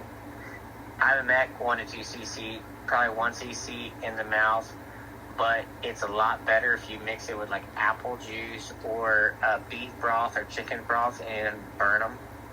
Because if you do Ivermectin, this is what I've been told. I've never done it, but if you do, dogs obviously don't like it, but it helps a lot if you do beef broth or chicken broth with it, and then you put it in their throat and they want to eat it because then it doesn't melt their teeth. I've always been told it melts their teeth. I don't know if it does or it doesn't. And then Safeguard, you can just give it to them. But I use Trifexis, and I use the Trifexis with the wormer. And I buy the pill for like the 150-pound dogs, and I split it in half. Yeah. And that does flea, tick, and worming on the pills that I get. But how much are you paying a pill? I get it from Australia. Australian side, but it's like $22, maybe. I mean, 20 to 40, depending on that. But I split them in half. And what we're at, we only have to do it like so. I do flea and tick 6 months out of the year, then I do the worming other side because we don't have flea and tick in our winter. Yeah. But if somebody really wanted to invest in it, I recommend doing it with a couple other dog guys in your area because they're expensive. But if you do Conserve SC Yep. in Termidor or Taurus Conserve and then Termidor or Taurus SC. One is for fleas and one is for ticks. The same exact ingredients that are in those flea and tick pills. See, okay, hold on. While we're on that Conserve SC, sorry, this is, a lot of people love this information, Case. I'm going to keep stopping you during it. Now, Conserve SC, how are we looking at longevity on that? I gave it to my dogs twice a year. Well, no. Okay, yeah. Everybody knows that part. Well, sorry, not everybody. Y'all that are new to it, same thing with me. I mean, I already knew that because I've listened to plenty that explain Conserve SC. It's a chemical, though, correct? Yeah, so I'd give Conserve SC 1 cc per 10 pounds orally. Yep. Every 2 months. Okay, now, let me ask you this. Do we have any reputable from your side research that there's no future problems in dogs regarding that?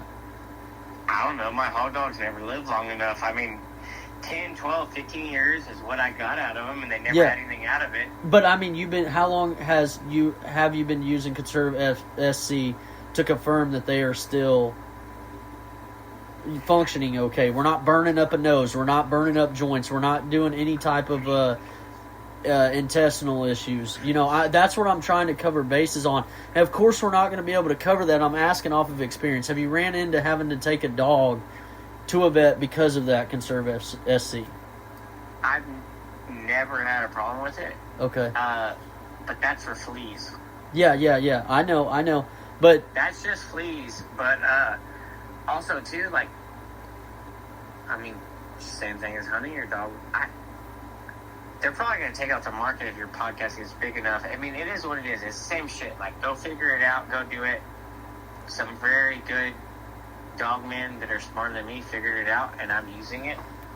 But I don't use it anymore because I was concerned about these issues, and there was no testing. That's what I'm asking. Yeah. Well, you don't have the right to ask that question if you don't have the money to spend on Trifexis or NexGard or anything else. You figure it out. So it's your choice. Yeah. Don't put I it get on what you're me saying. if you can't afford to go do that. I decided it's easier for me. My wife feeds and waters and does everything for my dogs. There are dogs. She does everything. Yeah, no, we do. We do the same thing. Yeah. We purchase the actual dog related stuff, just to cover our rear ends, But I was very curious about that Conserve SC.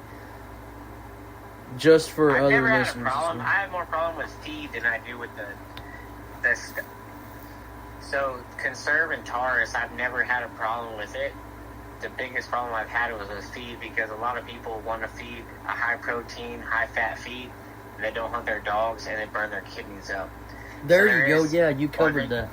They get interior fat and stuff like that. So dogs look awesome, but I will say this. Best feed I've ever fed as far as just feeding straight feed was Showtime. I feed Showtime. It works for me. It works for my dogs. It doesn't mean it's going to work for you. But I fed Diamond Naturals. I fed Purine. I fed everything. I went from Diamond Naturals, $58 a bag, to Retriever, and my dogs hunted better on Retriever. That was my dogs. Yeah. Be a dog man, figure out what your dogs need, and feed them based on that. Same thing is if your dogs, start giving them Conserve. If it works, cool. If it makes them worse, change it. It is what it is. Go figure out your dogs and be a part of the whole process. The whole process is worming, medication, feed, everything else. Everyone only thinks of hog dogs, they think of catching hogs. They don't think of the whole process. If you want to be a hog dog guy, you better learn to enjoy cleaning up shit because that's what I do all the time. I clean up more shit than I do catch hogs. Yeah, you're not wrong. So we covered that a little bit. One, we are coming. Gosh dang, man, Case, I want to keep you on here for another freaking 3 hours. we're coming towards the end. We are. Now, I do got to cover one more that a buddy and I of mine, we just talked about a little bit ago. And then we'll get into the final questions. Case, next time you're on, I'm gonna have to re-listen to all this so we can cover some more stuff. Yeah, no problem. Now, the big one is not necessarily puppy care, but people do lose puppies in litters. Can you kind of go over how to necessarily keep the puppies alive? Yeah, if the female hates them, don't keep them. If a female pushes a puppy away, it's hard to say, it's hard to do. It's a hard question.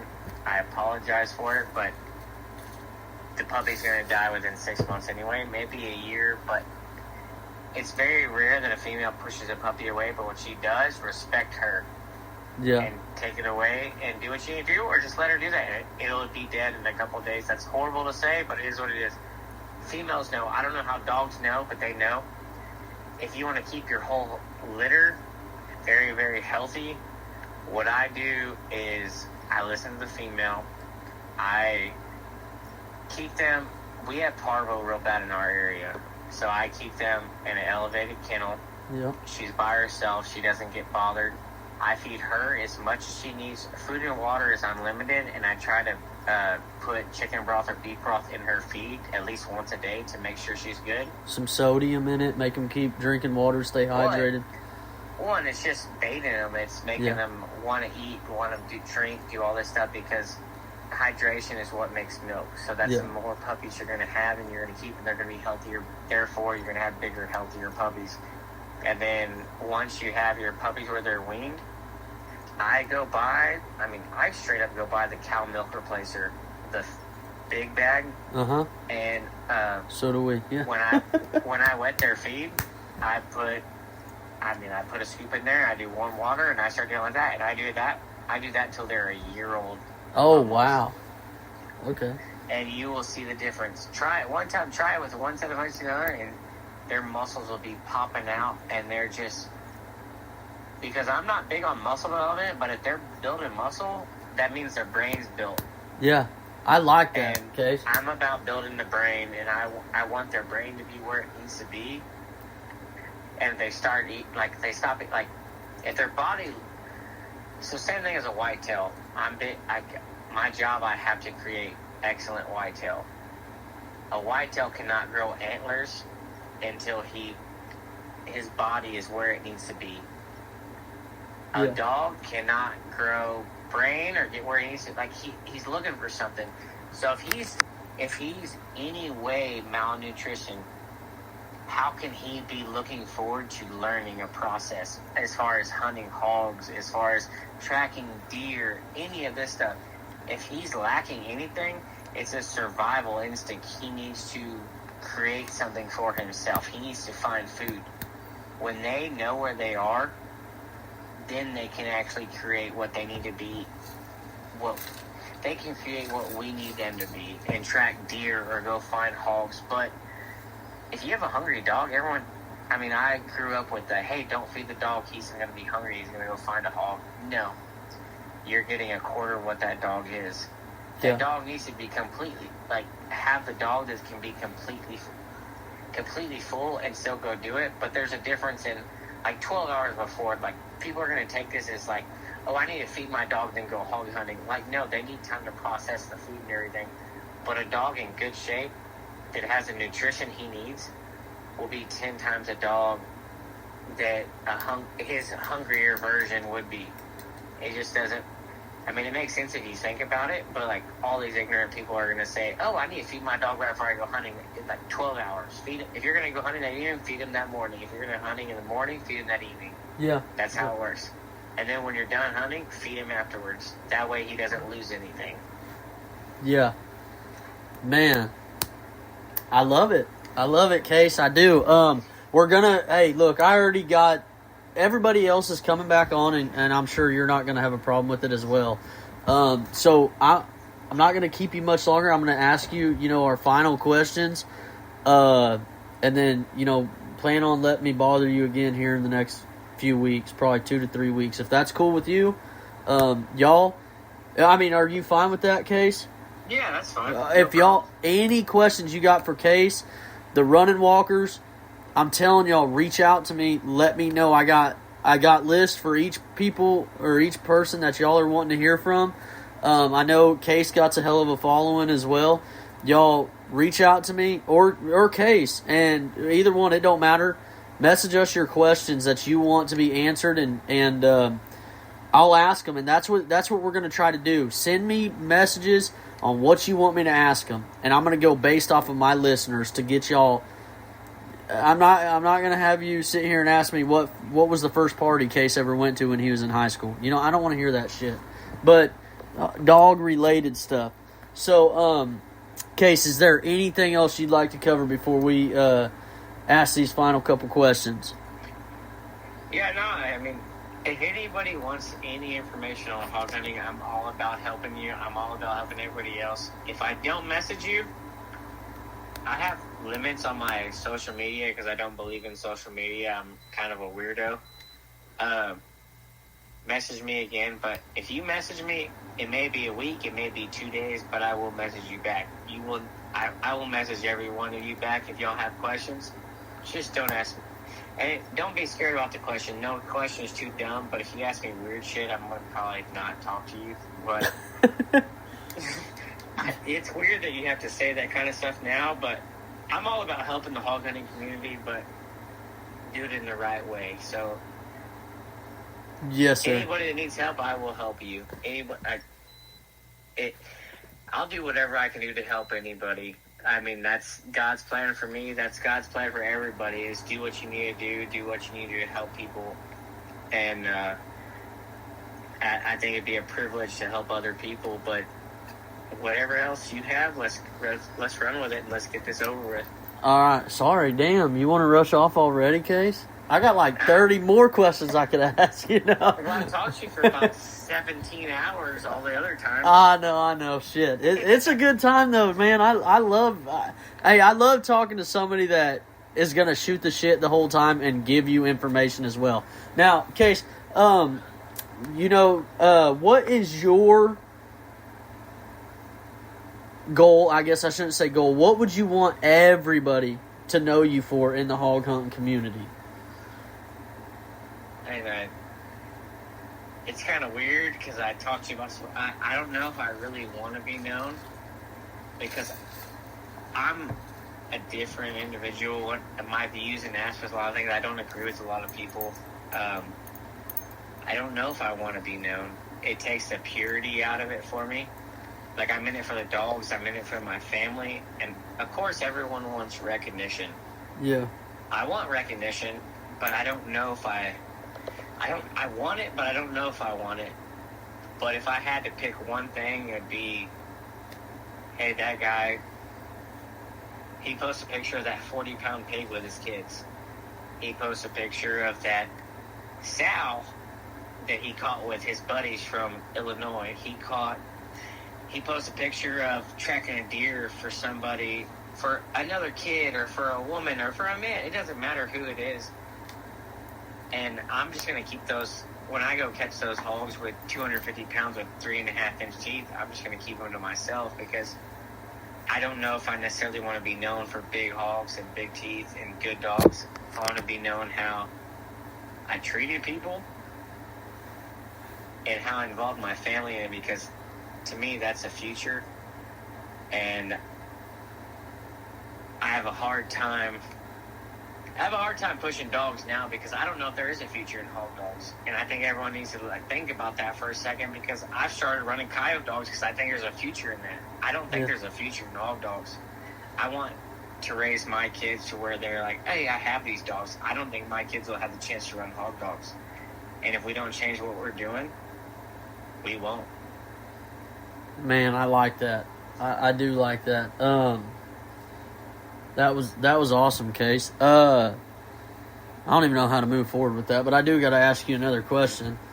The great way of putting all that shit, by the way. Y'all need to listen to how he said that, and go ahead and replay it 2 or 3 more times, y'all.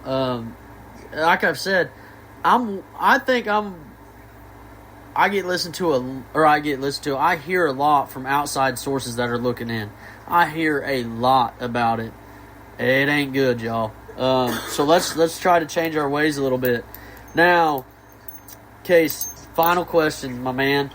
What is your favorite dog of all time? Not hog dog, not coyote dog, not whatever. Just, it don't matter if it was the Boykin Spaniel you used to hunt. What is your favorite dog of all time?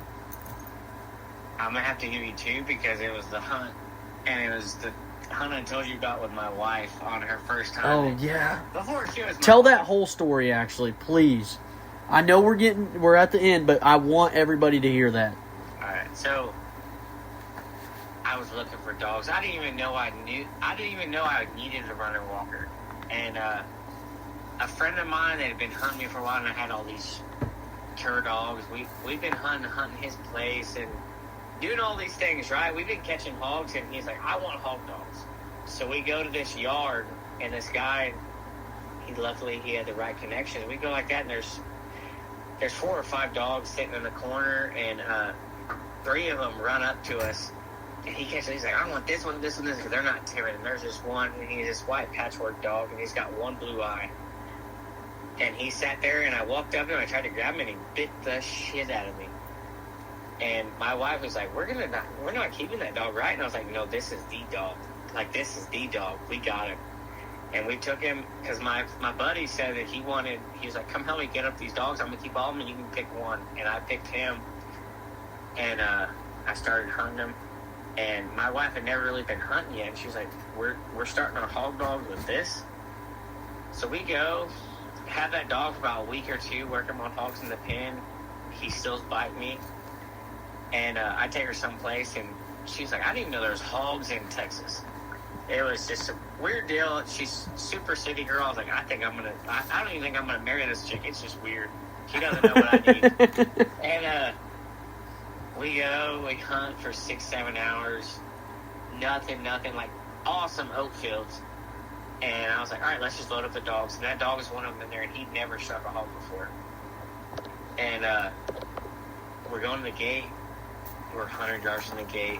We're 50 yards from the gate. We're 25 yards from the gate, and probably a 180-pound board just runs across right in front of us. And everybody that's ever ran hog dogs knows exactly what I did. I went over there, and I just dumped the box. I dumped the box. Right on his ass, and they ran him and go like that, and everything kind of quit. And then about like 3/4 miles away, that dog that got out of that yard that bit me, he's probably bit me 5 or 6 times by that time. We go in there, and he's baying that hog, and that hog's sitting in the water, and there's a dock right next to us on our right side. Like a shitty wooden dock on our right side. He's probably just 2 or 3 foot in the water, and he's sitting there, and he's just talking to him right in his face. And the other dogs are right there, but he's damn sure running the show. And I had a knife that I'd never stuck anything with, and I gave it to my wife, and I was like, let's go get him. And I went in there, and I grabbed him, and I legged him. And no catch dogs, no nothing. Grabbed him, legged him, and she sticks him, and I thought she was going to be scared about it, and it just hit her, and she was like, that was the best thing I've ever done in my whole life. So we cut off his head, go back, and I'm just all pumped up. I'm like, man, I think I could actually marry this girl now. Like, she's awesome. I was like, I was going to break up with her, but she's got it. This is cool. So you're about to call her out, and you're like, damn it, never mind. No, and she's just like, oh no, I got this. And I probably wouldn't have done it. I probably would have quit hunting for this woman. Like, I married way up. Like, I am blessed. Like, I probably would have quit hog hunting. And I've never met a woman in my life that I would have quit hog hunting for. And if she told me to quit hog hunting right now, I'd quit, because she's phenomenal. Huh. And so we go like that, and I'm like, well, hell yeah, he's got pretty good teeth. He had like 2.25, 2.5 inch teeth. Let's cut his head off. I dug him over the bank, put him right there, and we start walking back. And I'm like thinking, man, I love this girl. I haven't told her I love her yet. I love this girl. We go do this. I love this dog too, because he's a bad son of a bitch, and he bit me a lot. How do I make him not bite me anymore? God. We're walking and we just hear, "Hey, what are you doing?" And I'm like, "Oh no. And I was like, she's gonna be mad." And so we walk up, and it's a guy that is very, very, very high. He's in the road, and there's 3 other people, and there's 1 girl and 2 other guys. They're all very, very high. I'm assuming they're high because they couldn't walk. They smell like pot. They're like, "What are you doing here?" And I was like, "What are you doing? I'm on my land." And they're like, "We're on our land." And I was like, "No, what are y'all doing here?" They're like, "Well, we were having just a good old time," and the girl like had her shirt on backwards. Oh. And I was like, "Oh God." And I was like, I don't want to be here. And I was like, "Well, we just killed a hog over there, but we're just gonna go home. I really appreciate the time." And they're like, walked with us, and they were like, "What's your name?" And I was like, "I drank too much, sir. I'm sorry. I don't really know if I know my name." God damn, okay. It was a good time. That's when I was younger, but I mean, it's the most memorable hunt. It's the most memorable dog. That dog. Every dog I have in my yard is based off that dog, and he helped me get married. He helped me have children. He helped me be the man that I am today. And every dog I have is off of that dog, and that's why I'm loyal to the Running Walker Bobcat bred stuff. Is because of him. He's from very, very good cow dog stuff. He's from very, very good. I could say names, and it doesn't mean nothing. And they're very well-known names. And I just got lucky and found him in the backyard, and it was because he got pushed to the side with the whole litter, and that's where you'll find it. Man. But it'll change your life. I think that is one of the best daggum ways to end. That's my favorite ending to a podcast. I'm sorry, y'all. But gosh damn it, Case had me laughing and getting a little sentimental, y'all. You gotta love it, man. You gotta love stories like that. If somebody thinks they got a story that can beat that, let me know. I don't care how much experience you got. I'm gonna bring you on the podcast. But you gotta tell me the story first. That was a great one, Case. I like that. The first time you told me that, you didn't put that much effort into it, by the way. I want everybody to know that. He left. I was nervous. I mean, I don't even like you yet, and I still get nervous about this. But I care about this sport. I care about promoting it the right way, and I get nervous. You remind me a lot of myself. Like, you were scared to call me about redoing the podcast. Yeah. If you care enough about dogs, you're nervous about shit. If you're just comfortable with everything, you're not the kind of person I want to be around. Yeah, I can. I've lost some friends, man, in this hog hunting world just because of shit like that. I've been through that. But yeah, man, I love how that story went, man, Case. I appreciate you. We're at the end. Is there anything else you would like to say, sir? No, sir. I look forward to it. I like what you're doing. Anybody ask him questions, ask me questions. Let's get back on here. Whatever I'm going to do to promote the sport, but let's promote it in the right way. Yep. Other than that, I'm good. Yep. Plan on all y'all listeners. We're probably going to go 3 to 4 weeks out from this, and maybe post that next Tuesday or Thursday. So if y'all are specifically just watching for Case or whoever, kind of use that reference. I wish y'all would listen to every single one, but y'all got about 3 to 4 weeks to get me in all your questions regarding Case. But don't just send them to me, please, because I'm not trying to toot my horn, but I got a lot of messages on questions, and some of them are very stupid. And yes, I'm going to tell you they're very stupid. I've always tried to say there's not a dumb question, but there is. Send it to me too, and then if you have a problem with it, listen to all our other episodes, because I'm not going to answer a question that somebody else has already answered better than me. So listen to the podcast, follow, like, do all that crap. He's got to do all this stuff by himself. I'm sure he's got a face for radio. He's probably ugly. Just help him with this. Yeah. Well, I appreciate it, Case. Y'all feel free to reach out to Case. Send him the questions as well. Other than that, we are done, Case. All right. Well, I appreciate it, sir. Thank you for your time. Yes, sir. A few more weeks, we'll be back on. Yes, sir. All right. Bye.